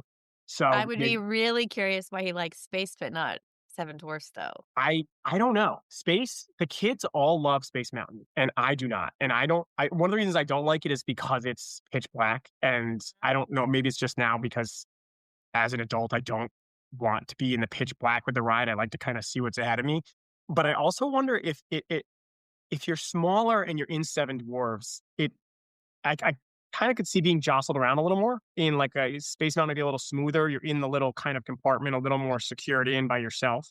I'm curious if that's what it was, but yeah, he liked Space Mountain and did go on Space Mountain later in the trip, but did not like Snow White and or Seven Dwarfs. And that was kind of he then kind of gauged the rest of his choices based on like, is it more like this or more like this? And he opted out of a few rides, but yeah, my 8-year-old and our 8-year-old nephew and my 7-year-old daughter, and then the adults that went on Guardians loved it, and which I was pleasantly surprised with because it's a great ride. I just didn't know how the kids would do with it. So we did. So we did Guardians, and then after Guardians, that's when we hopped over to Hollywood Studios after that. So we got everybody together, go to Hollywood Studios. We were supposed to do Toy Story Mania before our big sit-down lunch that day, which was going to be at the Rodeo Roundup Barbecue. Toy Story Mania was down, and we had a lightning lane, and that was going to be our first lightning lane of the day because we... Hey, that's right. Yeah, hold on. Oh. Hello. What was your favorite ride when we went to Disney World? Toy Story Mania. Toy Story Mania? More than Dumbo? Yeah. So Toy Story Mania was down when we first got there. And so I bumped over to guest relations because we wanted to do Toy Story Mania so that we could then open up a lightning lane to then grab stuff for the evening. And what they did was they gave us anytime Toy Story Mania credit, basically, and then opened up our lightning, which I didn't know they could do that, but that was a specific thing. And so then we went to lunch, and then Mania opened back up while we were at lunch. So then we decided to just go, knock that one out anyway. So we ended up doing it after lunch. This lunch, they did accommodate the 11 of us. It was an awesome meal. I think I wonder if with the big group, it might be better for us in the future to aim for lunch and breakfast as the big meal, because this lunch was awesome. Everybody was, we had like 2 waves of food come. The adults enjoyed all the drinks that came with the dining plan, and it was a great kind of midday reset. Sit, air conditioned, each food, kind of relax. The kids all of them gallop on the pony to get to the table, all that stuff. Andy's coming and all of those things. So that was a really fun lunch. And that was one where they could accommodate the 11 of us. And then we did Toy Story Mania after that, since you're right there. And then we knew we were going to do Fantasmic that night. And so we decided we actually were at Epcot a little longer than we were expecting that morning. We weren't expecting to walk on a Frozen. So we ended up leaving after lunch, knowing we were going to have a big Hollywood Studios day that evening because we had Tower of Terror and Slinky lightning lanes set up for that evening, planning for Fantasmic later. So we went back to the hotel. Kids went swimming for a while, which is the opposite of getting rest, like just being in the 80-degree sun. It was every single day. We were walking out of the hotel and it's 65 and sunny. And by the time you're at the parks, it's 80 and sunny. It was perfect. What you'd imagine as Disney World weather. I mean, it was hot, but it was not, oppressively hot. It was, you're drinking water throughout the day and you're okay. So the kids went swimming again. Everyone went back to the room and got cleaned up. And then we jumped back on the Skyliner to Hollywood. We got back to Hollywood at 5:15. We hit Slinky Dog, and that was one that my younger nephew, the 6-year-old, did do and did like. So I don't know where you in the scale of like Space Mountain and Mine Train, and then Slinky Dog's in the middle. But again, Slinky Dog is pretty smooth. So I'm wondering if it was just the jostling around thing that The he didn't Space like. Mountain very jostly. I think so, but I think less so when you're tiny. Like he's just as an adult, I feel like, what I mean? And that's why we actually skipped Rock and Roller Coaster, because I feel like that is one where I feel jostled a lot. And so we didn't want to put the kids on that one. And it wasn't high on anybody's priority list. So that was one we skipped. But yeah, so we love Slinky Dog. And then we did the Villain Show, and we did Mickey and Minnie's Runaway Railway, which is Madeline, who you just met, that's her other favorite ride. And that was another one where the boys were like, oh, I don't want to do Mickey and Minnie. And then they did it and loved it, and the Villains Show was super fun. Maleficent won. She always wins whenever we go. I know, me too. But people say other people win. I did a poll on Instagram, and I said who won, and Maleficent was the number one, but it was still other options were submitted. Yeah. So Ours, we've now seen it twice, and it didn't feel close either time. Like it seems like, and part of it, I think, and I've heard other people say this, but part of it is it feels like she's the third one. It kind of feels a little more dramatic with her like whole thing. It feels more kind of like all encompassing with everything, whereas Captain Hooks is kind of silly and Cruella's like kind of crazy. But yeah, so she's won twice, which didn't bother us. My wife had been Maleficent for Halloween this year. I guess my daughters were two of the characters from the Descendants movies. So my 4-year-old was Mal from the Descendants, and that's Maleficent's daughter. So she was thrilled. She was like explaining to my brother-in-law how this was her mom from Halloween, and her mom was her. It was this whole thing. But so she was thrilled with that. And then we did Tower of Terror. Some of us did Tower of Terror after Villains, and the Tower of Terror Lightning Lane I have that we got on at 7:15, and we got on for 7:15. We had an 8 o'clock Phantasmic plan. So while 7 of us were on Tower of Terror with a lightning lane, the rest of the group went over to the place across from Phantasmic, right there by Tower. I forget what it's called. It's a quick service place. The Fairfax Fair. There's a bunch of little ones. Yes, but yes, we got like cheeseburger and chicken tenders on it. But so my wife my wife came with us on this one. So my mother-in-law and our 4-year-old, and then the other two grandparents they picked up a bunch of food. And then when we got out of Tower of Terror, we met them at the table and just brought all the food with us and went right into Phantasmic. And I wasn't sure they were going to let us, but they let us just bring the trays in with the food. And so then you got in there, we sat down about 7:45, and it was a full house. We had a good seat and everything. We were kind of off to the side, but by the end it seemed like every row was filled in a way that I don't usually sense it being that full. That was, and then it seemed like they also changed it a little bit since the last time we had seen it in May. But the girls loved it. Again, when it's those nights where it's 8 p.m. and it's like 70 and it's clear skies and it hasn't rained all day, and it's just, you sit down at the end of the night, you got your food, and you went up and got some popcorn or whatever at the stand. But like that Phantasmic at the end of the night, it's like a perfect way to end the night when it's been a day like that. We've also done the Phantasmic where we're like wearing ponchos and it's raining and you're kind of forcing it. On this particular trip, it was just, the weather was great the whole time. And so ending on Phantasmic like that, we ate in the seats, super smooth. And then on the way out, we were looking for, at that point, my daughter had announced that the Crocs that she had worn were now too small. So she needed a new pair of Crocs. And I think it's because she saw these Christmas themed Crocs in the gift shop, but the Christmas themed ones had fur lining. So on the way out, we went and bought her like a pair of just black ones, but they have like, instead of the Croc holes, they're like the Mickey Mouse cutouts. But we didn't buy her the fur lined ones because we were trying to explain to her like that would have been not a fun experience for her. But yeah, we got out of Phantasmic. It was a very crowded show, but everybody does pretty well kind of easing their way out of there. I had to kind of go over to stroller parking in Phantasmic, which I don't know if the best strategy is to just park your stroller somewhere else in Hollywood Studios and then try to get it later. But that's not what we did. So I was able to get it, no problem. Did a little more shopping. And then at that point, we had kind of gotten the kids to leave the park a little early, knowing that there was going to be fun. We had to have fireworks every night from our balcony. So we were like, let's go back and we'll get back before 9 o'clock, and then we'll get our jammies on and we'll sit at the balcony. So that night we did that, which was great. They all went, we got back. The Skyliner was busy and we had been splitting up our group. So we split up our group, and then we actually had a couple people added on with us. And that was the first time that had happened. It was the only time that had happened for us, but it was a busy, leaving Hollywood after Phantasmic is going to be busy anyway. So it was crowded, but the line for the Skyliner moved pretty well. That day was 22,400 steps, which is like 8.5 miles, I think. And then we went back to the hotel, and kids got their pajamas on, and they each got a little snack and went out on the balconies, and you could see, the Epcot fireworks were great. And that was a great way to kind of end the day there. And actually, they, when I was talking to somebody at guest services at the hotel, they were like, well, you can see the fireworks, but like the music's not pumped in. And I was like, well, that doesn't really matter to us. And it actually, I kind of preferred it because we were able to kind of sit and chat and kind of just do our own thing and see the fireworks versus, being this all immersive, thing.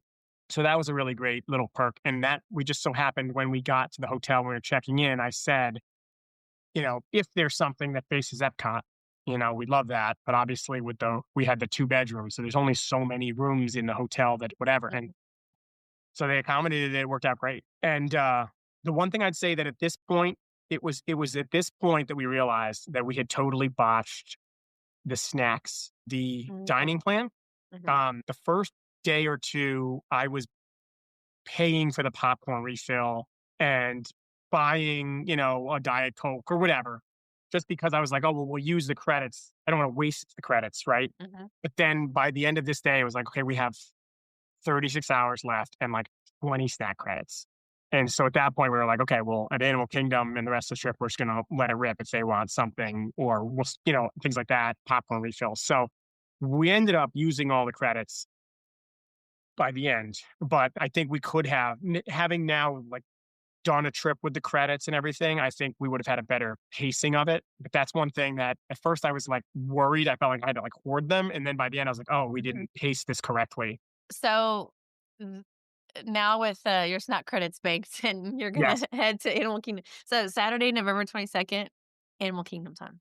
Yes. Saturday, November 22nd, Animal Kingdom. We have 20 snack credits in our quiver and Tusker House breakfast. So the nice thing about so we did Tusker House breakfast this day, and then the next day we did Topolino's breakfast, and then the day before we had done the Hollywood lunch. And the thing I think with the younger kids and the large group that was nice was having those earlier in the day kind of big meals. It opened everything up for you, but it allowed the day to kind of have a little more structure to start, right? Because it's like, okay, we have to be at this place at this time for food. So if we want to ride a ride beforehand or whatever. So it kind of helps structure everything without having to kind of guess or make too many decisions at the beginning of the day.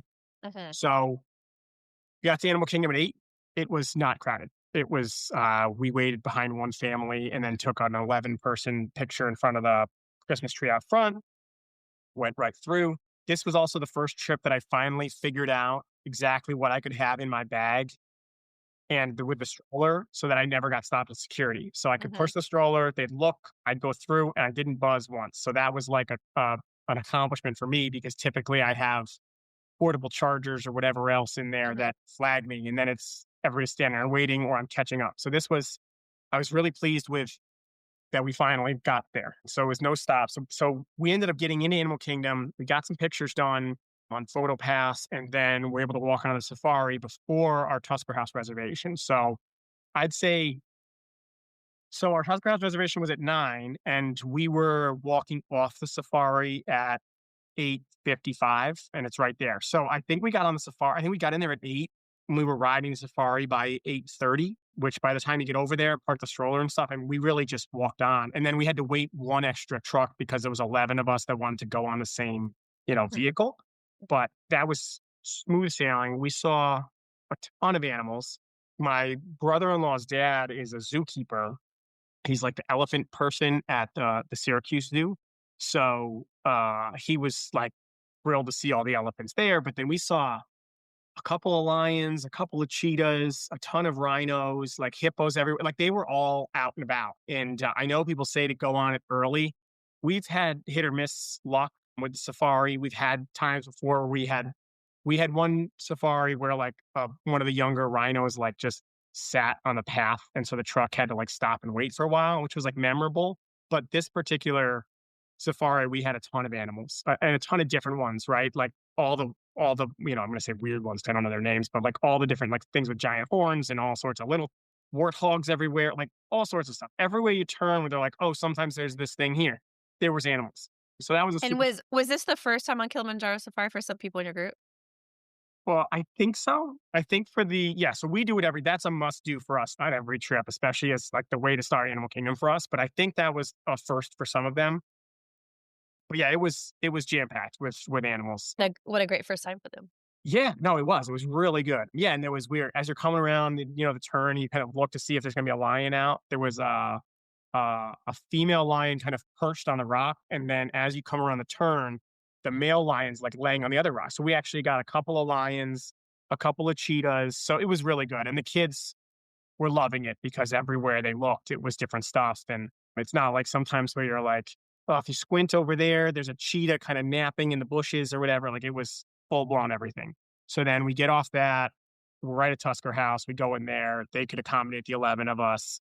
At this point, it's funny because at the beginning of the trip, we had told our nephews, like, one of the things we like to do is meet characters like Mickey and Minnie and the princesses and all that. And my nephews are like, well, that's not, we don't care about that. But now at this point, we're at Tusker House and they're like jumping up and down when Goofy walks in and all right there, like fully. And we had talked about this at the pre-trip, but like the ages that the kids were at on this trip, it was just that perfect sweet spot of riding Guardians, riding Tron, also being really excited to meet Goofy at Tusker House, right? You get the whole spectrum of all of it. And, but also being old enough to stay up to see the fireworks at night and, all of it. So it was a great age range for all the kids.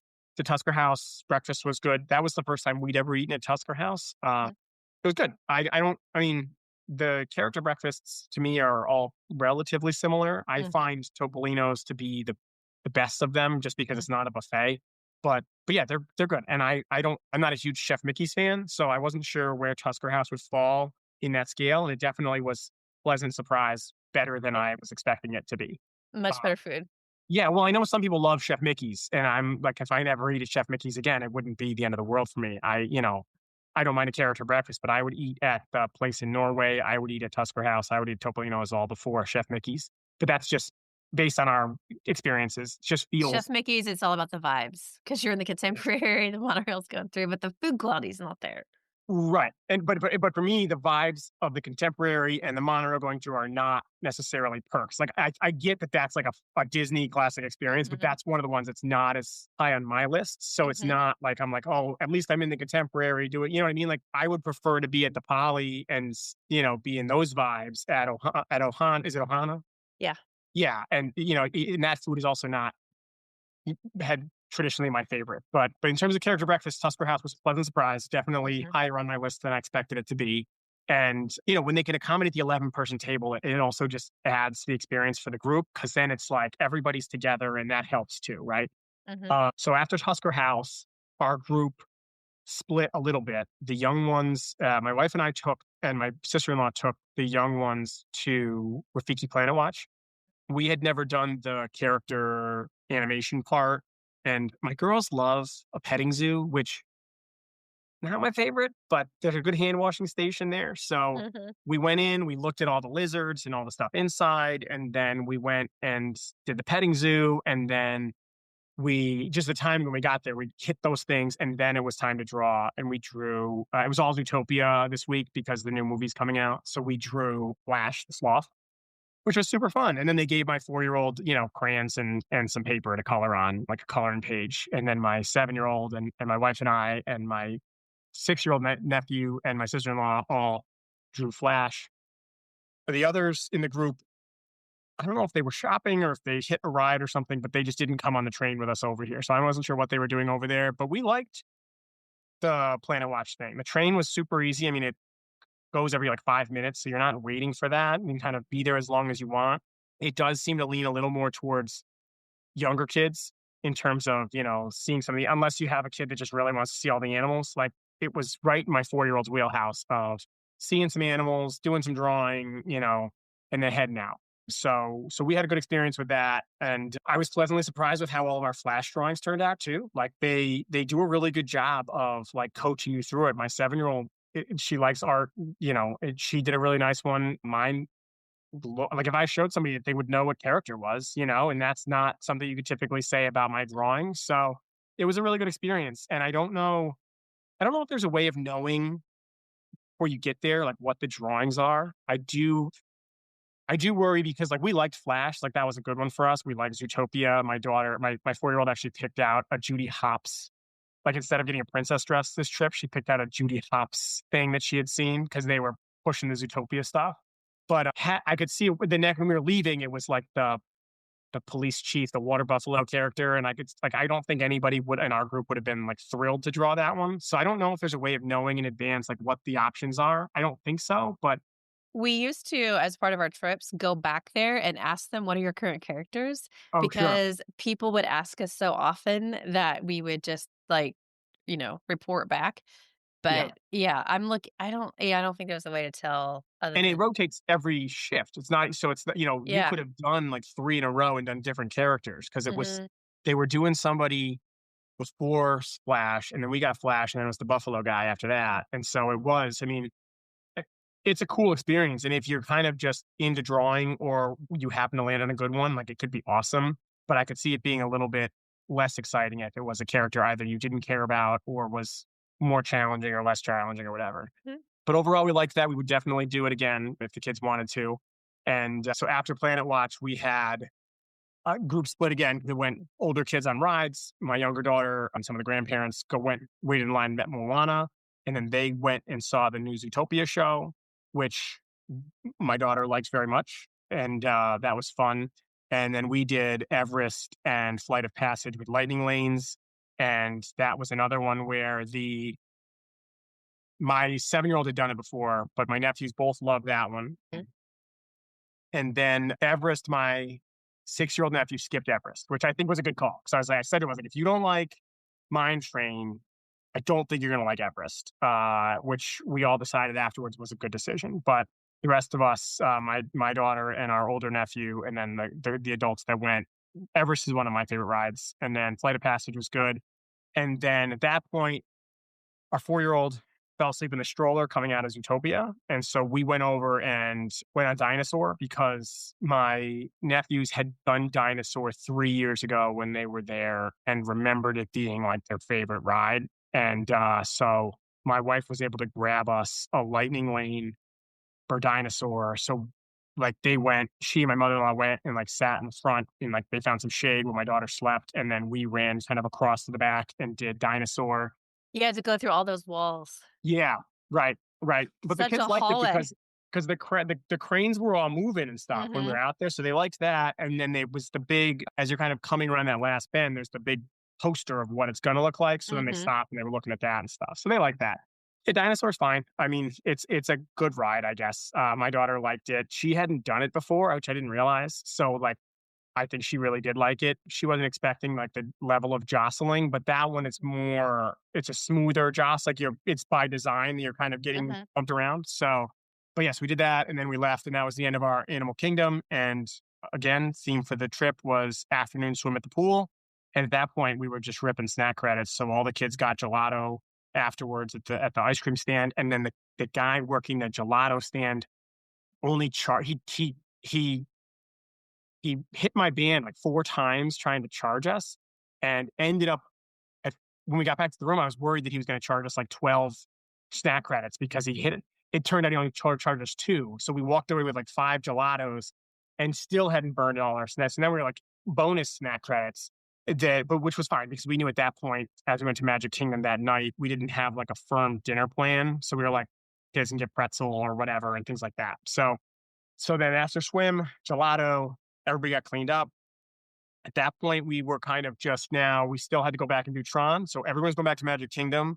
We were determined to go see, my wife and I both like the Starlight Parade, and the girls like it very much. Our nephews and my brother and sister-in-law were on the fence because their flight was a little earlier on Sunday. And so they hadn't packed yet. And they were like, we'll see. So we got to Magic Kingdom. We did Tron with the older kids. And then so my 7-year-old is not tall enough for a Tron. It was just me, my sister-in-law, my nephew, and my brother-in-law that did Tron.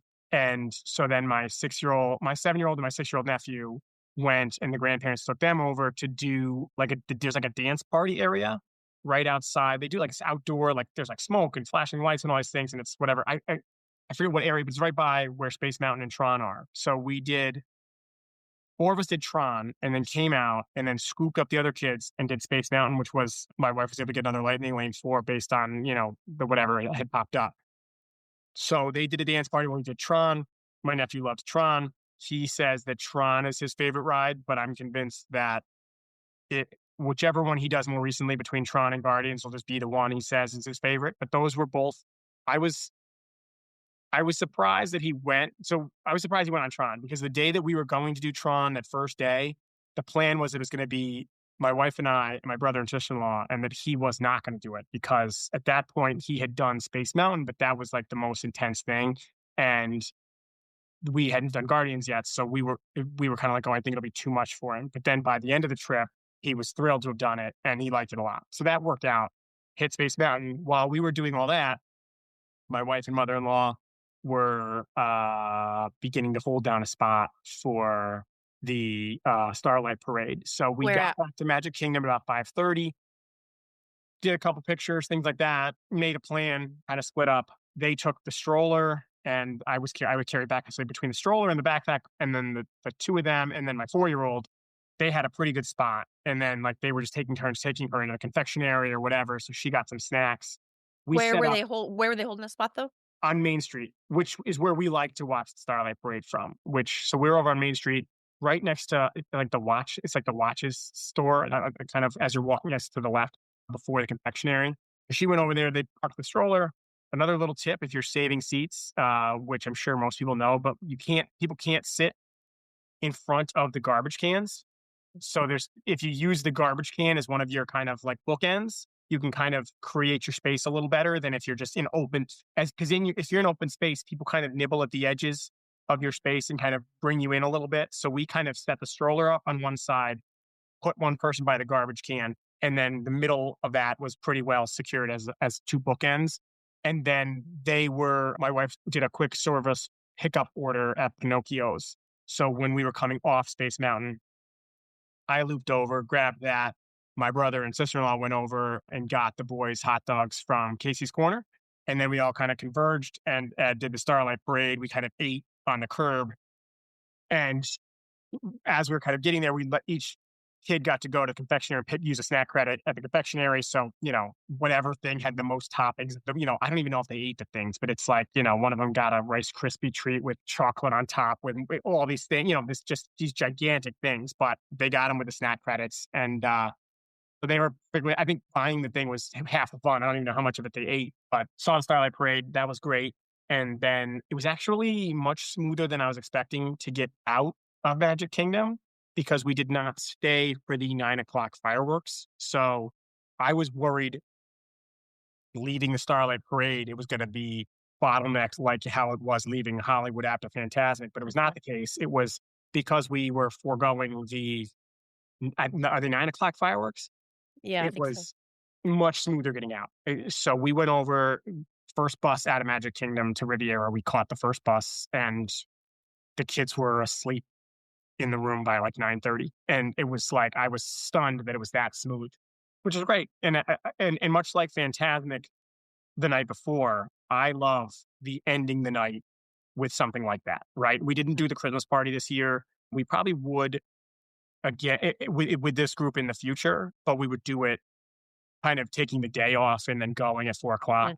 But because it was only 3 full park days, we didn't think it was worth it.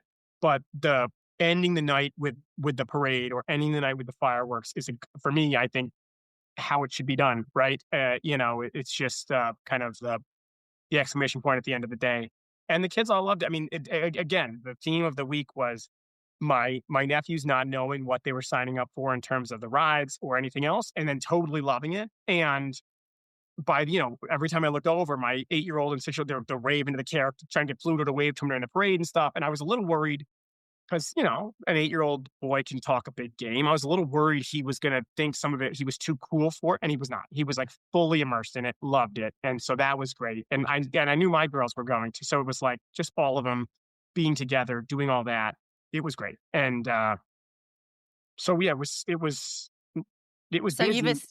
you've established your bookends as breakfast reservation and some sort of nighttime show. Yeah, no, and right, and in the middle of the day, I think nap, but or swim or whatever. But I like I like that because you can do if you're.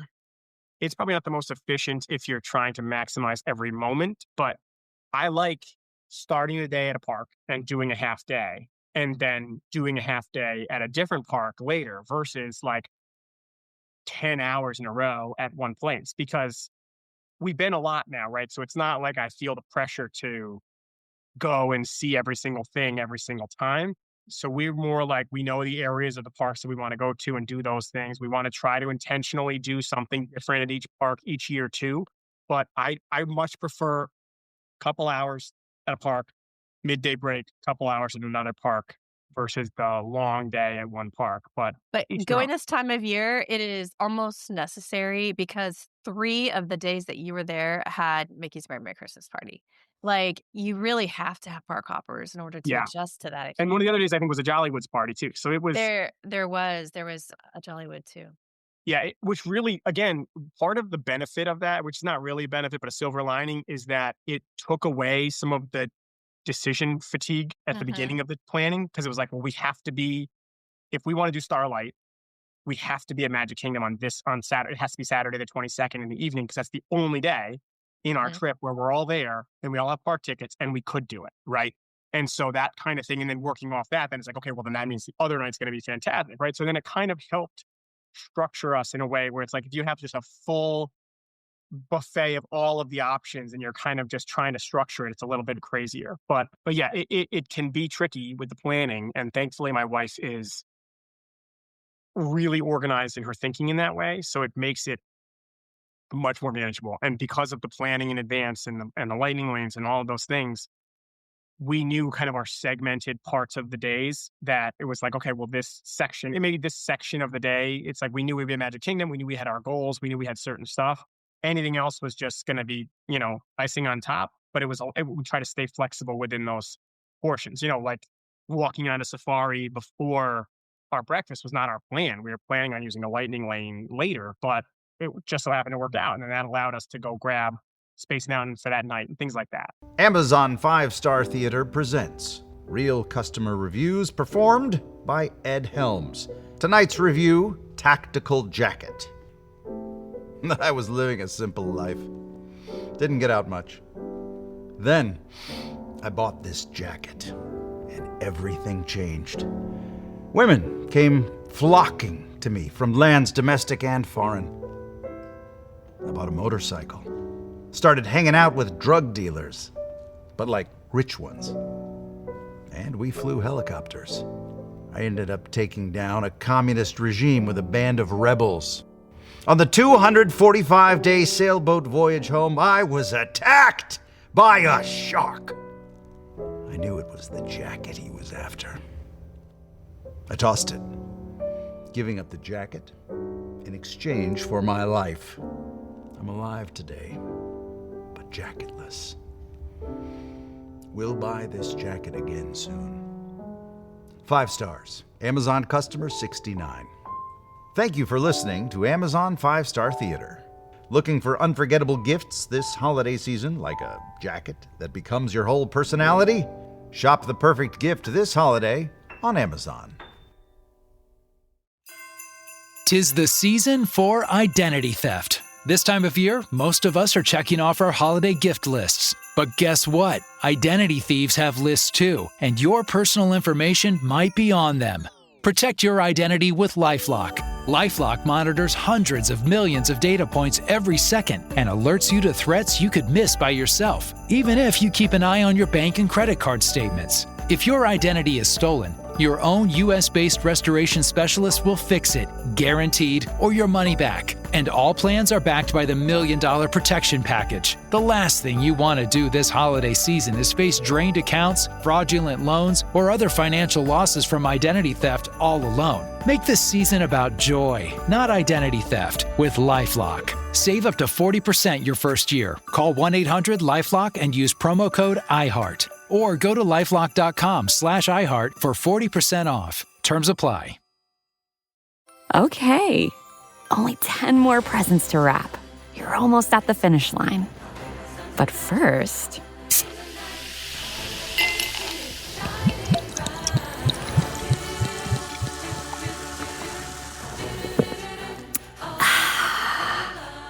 There, the last one. Enjoy a Coca-Cola for a pause that refreshes.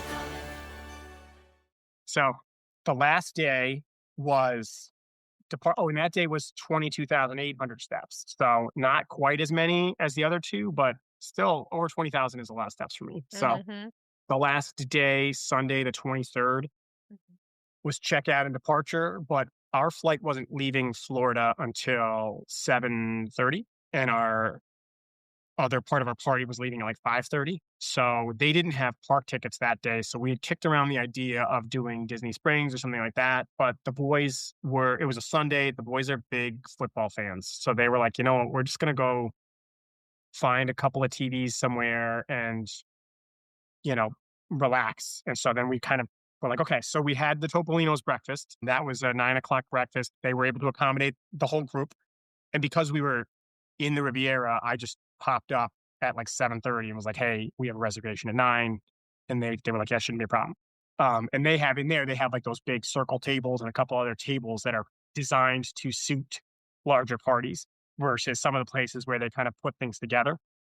So the Topolino's breakfast in the morning, the kind of kids bopped around, parents finished packing. So we were pretty much packed before we went to breakfast. We came downstairs, checked out of the room. And at that point, then we kind of let the kids run around in the courtyard area again, played bocce, played giant chess. There was a bunch of other kids running around. So they ended up playing, cornhole with other kids that also were kind of doing the same thing. So we were kind of just letting that happen for a little while as the adults kind of finalized a little bit of our plans. And so then at that point, we split off, and my wife and I and our girls and my mother-in-law, who have the annual passes and we're all flying back together later, we went to go just walk around Epcot a little bit. And they went and hung out. I don't know where they ended up going to watch some football. I think they went over to the Caribbean for a little bit and played on the playground that's like in the woods there, on the walking path, because my brother-in-law's parents had been staying there and they were like, oh, there's just playground right over here. So they went and did that for a little while and then ended up watching football or whatever. But then we got pictures of them when they were waiting for their Mears bus outside of Riviera at about 2 o'clock, I think.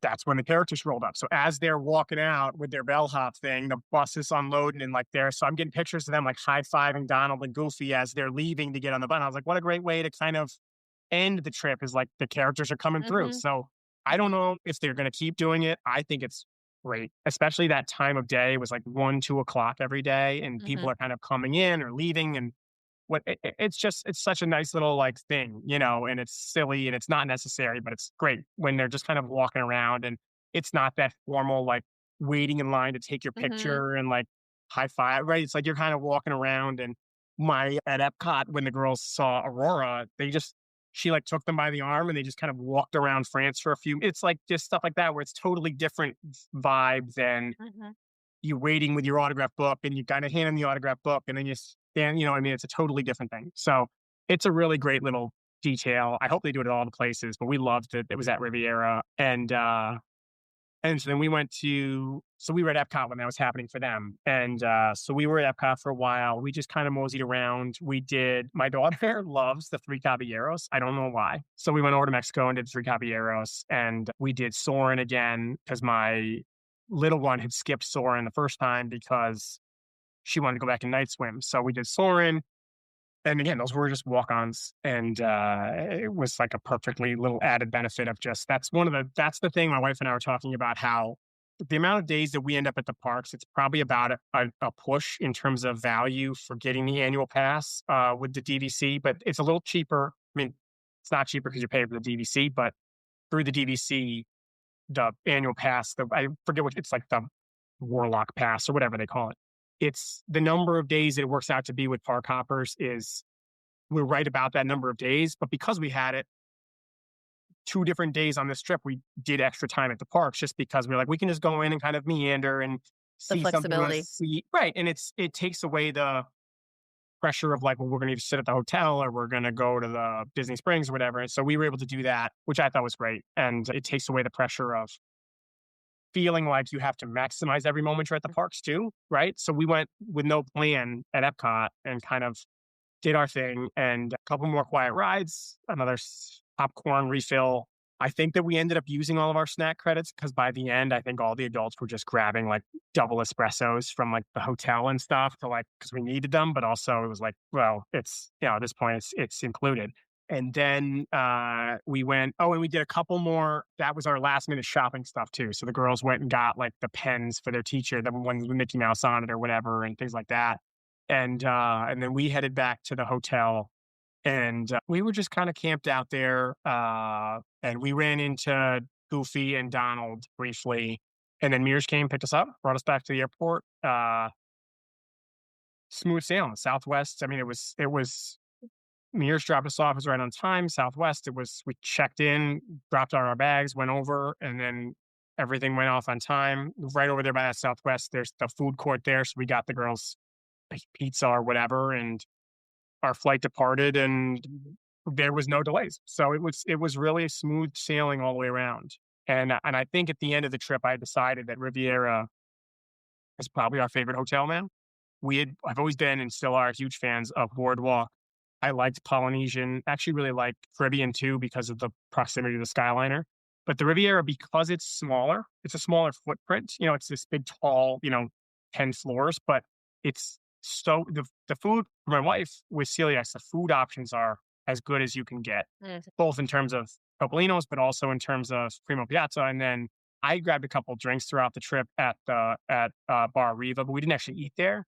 But even my daughter even liked, like, there was one of the snack credits we used was like the hummus and pita that they give you that's there and stuff. Like all the options were really good, especially for what, you're getting. Like it was perfectly convenient. And because it's a little smaller, it was much easier for us to kind of just, you're not planning all this extra time. And like when we stayed at Port Orleans over the summer, we had to bake in like an extra 5 minutes or 10 minutes just to walk across, you know what I mean? Because there's some of these places, they're huge. And depending on where your room is and where you're going, it's like this long walk just to get to where you're going. But yeah, I mean, we never had a problem waiting for a bus. We never had a problem waiting with the Skyline or anything like that. And so we really liked it a lot. I think that we would aim to stay there again. As much as I like Boardwalk because you can just walk to Epcot, I think that the difference is that Boardwalk, you have to go outside and kind of grab your quick service stuff, which is a different option than Riviera, which, it's all right there. Now, it doesn't have as much of like the arcade and things like that for the kids, which secretly I love, but, for the kids, maybe they would have liked that part of it. But yeah, overall, it was a great trip, and everybody got home in one piece. Everybody's stuff got there with them, and by the end, the boys and our girls were already planning the next trip. So that was kind of all we could ask for, was that everybody had a great time and that they'd want to do it again. So does that mean that you accomplished your goal of being able to get a lot done without being overly stressed? Well, depends on how you define overly stressed, but yeah, I mean, I think we got a ton done. I mean, in 3 park days, they basically rode. Because we're sitting at Topolino's after, and I was asking my nephews, like, okay, tell me your favorite rides you rode. And they were like, list. And I was like, they went on everything. They did everything. They did Flight of Passage. They did the Safari. They did Everest. And then they did Tiana's and Tron and Guardians and all, like every big, in a 3-day stretch. That's a pretty, I mean, they did Slinky and Toy Story. Like in a 3-day stretch, they hit every single ride they would have hoped for. And there was never a time where it was like, we've got to sprint across the park to buzz into this thing. Now, we did buzz in a little bit after a couple of our time windows, but nothing more than like a half an hour. Like we weren't even pushing the hour to 2-hour cushion, whatever it is. We were just kind of like, it was great.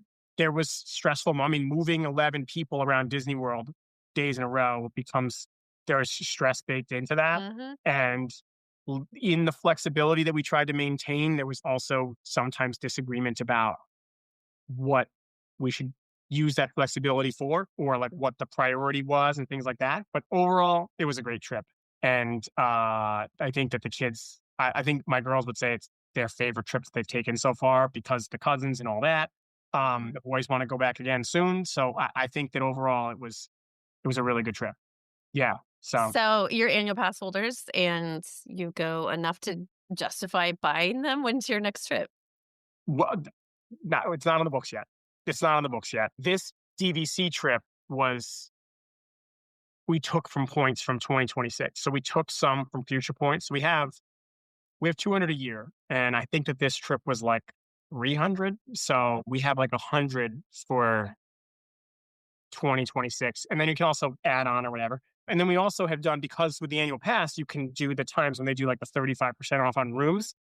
So we have done that before too, where we have a stockpile of gift cards and it's like, oh, we have $800 in gift cards and we can get 2 nights at 35% off and basically nothing out of pocket. So if I was guessing, I'd guess sometime in the spring. But I do think we love this November window, that would be our priority in terms of the next plan, like lock in something for that November and then work backwards from there. So Mm. I highly doubt that my wife and daughters would allow our family to go 12 months in between trips. So I don't think it'll be November as our next one, but I do think we'll be there again in November. And so then whatever happens before that, I guess we'll see. Yes. All right. Well, I'm glad you had such a good trip and that you converted some people into wanting to go back. Yeah, they weren't like anti-Disney, but their Mhm. prior trip was it seemed like maybe it was underwhelming. And it's if you're not fluent in all of the different Mhm. elements of the planning and the booking in advance and all of these things, I could easily see how it would be an underwhelming thing or feel like you're paying a lot and not getting a lot out of it. And I think Mhm. that in this particular trip, we were able to thread that needle of having a big communal space where we were staying, having it be a good proximity to things, getting on a ton of stuff, enjoying some meals, but also not feeling like every second was pre-planned and Mhm. totally baked in. And we were able to, with the adult to kid ratio, with the extra grandparents and stuff too, we were able to break off into different groups, right? So it's Mhm. grandparents are going to take a couple of little ones over to do the dance party, and a couple of the big ones are going to do this other ride. So those are elements of the trip too that, having this 3 generation trip at a time when all the grandparents are, they credit to them too. They also put in their 20,000 steps each day Yep. and got up the next day to do it again. Right. So it was a great balance for everybody. I think that by the end of the trip, any more days of the trip, people would have started to kind of lose steam, but it was a well structured trip. A lot of that credit goes to my wife because she just crushed all the planning. But Well, that's what I was say. It's a testament to good planning and the yeah, ability to pivot. yes, it's both of those things. Yeah, exactly. And like you had said before, the theme of this whole thing is because we're planners and because we have the flexibility to kind of know we're going to come back, it gives you that freedom to not feel like handcuffed to certain things, right? Mhm. We wanted to get them on all those big things, and that was important to us. And when Tron went down, that was a bummer. And that I'm glad that it worked out because it would have been a bummer. We haven't experienced a trip yet where the thing we were most excited to do didn't work out. And I know that that happens to some people and that stinks. So we were lucky in that regard, but also part of it was because we had a couple of days and we knew we'll be back here on this time. They were able to move that Tron thing for us in a way that made it perfectly easy. I didn't know they could do that. And I didn't know that they could give us a specific ride, anytime ride Mhm. specific thing for a day. So both of those things that guest relations were able to help us with were enormously helpful. And that's another, I guess that's another tip if people ever ask is like, go talk to the people at guest relations. Like they can't give you free stuff and like add stuff to you, but if you run into trouble with something or if something's complicated or you botch a lightning link, like they can usually, they're very reasonable and they're very helpful and they're very fluent in those things. And so we have never had a problem. We were there, our last trip, actually, I don't know if I mentioned this, but our last trip was the one when the park lost all power. It got something got struck by lightning, and it was like 3 days. It was like a whole half a day, like lost all Yeah. power. And we were there. We had the annual pass. We were there for an extra day the next day, and they were like, oh yeah, here's for anytime the superpower lightning lane one where you can just buzz into anything basically. Mhm. But that was a thing where it's like we because we had the annual pass because we had extra days. It wasn't the end of the world for us. I could see how that would stink for somebody that was their last day or whatever. But we were there for that, and guest again, we went to guest relations, and we weren't asking for anything unreasonable. We were just, can you move these things to this day? And they were like, well, instead of that, we'll just give you the anytime, any ride one, and then that way, if you're not here or whatever, you can do it. And so, go talk to guest relations if you have problems or if you have questions because they're super helpful, and they all are more fluent than any of us anyway. So it's They're definitely one of my helpful. They have the power to help you. And if yes, you're nice about it, I have a feeling you are not the norm. I have a feeling right, most people that end up there are right. going in I with was I guns was a-blare. yes, there was somebody that was yelling at somebody else at guest relations because their son wasn't tall enough for a ride, and I guess there was an issue where other rides that were the same height requirement, the person had Oh. was like, "Oh yeah, you can be tall enough," but then one of them like, "You're not tall enough," and she was like, "Well, he was tall enough before," and they were like, "We can't override what the person at the gate is saying. You're tall," So I think being reasonable is key. I think that's true in all elements of life. But Mhm. but yeah, the guest relations people were awesome, and I think that sometimes people can feel frustrated and easily feel frustrated or exhausted at Disney. But if you can ask something reasonable, and the other thing is it's so easy. Like they just scanned my band and are able to pull everything up, and the whole thing. It's like they have so much power at their fingertips with that Mhm. stuff, with how it's so technologically driven now that it's worth at least asking, right? Because worst case scenario, you waste 10 minutes and they say they can't help you, but that's the end of it, right? They're gonna be nice about it and you're gonna go on with your day. Yep. But Yep. yeah, it was overall great experience. Good job by Disney having great service, and great job by my wife with all the planning. So Yes, and good job for you for taking the notes and sharing it with us. yes, and I was carrying bags and pushing strollers. So my 20 plus thousand steps. I feel like it should be like a step and a half per, because it was a backpack and a stroller or carrying a kid Mhm. and I all that. believe I So believe strongly in this. I yeah, think if you're going uphill, if it's hot, anything that's extra exertion, yeah. you get bonus steps. Yeah. Yeah, a lot of my steps in the evenings were a kid on my, doing a piggyback ride because the kids Uh-huh. didn't wanna sit in the stroller, but they didn't wanna walk. So it's like, "Okay, go get up on the back." And so those are extra steps, Mhm. but yeah, it was Well, great. I appreciate you taking the time to talk to me, and I really like the show, so we'll keep listening and listen for more, trip updates because we love the ones where you get a little bit of, couple of nuggets of information mhm. for help future trips. All right. Thank you, Rob. Thanks, Shannon. Have a good one. I hope you enjoyed my conversations with Rob. We did keep talking on the after chat on Patreon because some of his favorite resorts happen to be my least favorite. And I wanted to go over it and tell him the reasons that I'm not a huge fan and see what he thinks. And I think he might have changed my mind. So you can find that up on Patreon right now in both video and audio format. I think that'll wrap up this episode of WDW Prep to Go. For more information, please check the show notes in your podcast app or head to the website, wdwprepschool.com. Click on podcast at the top, scroll down to episode 490. Until next time, I will see you on the site.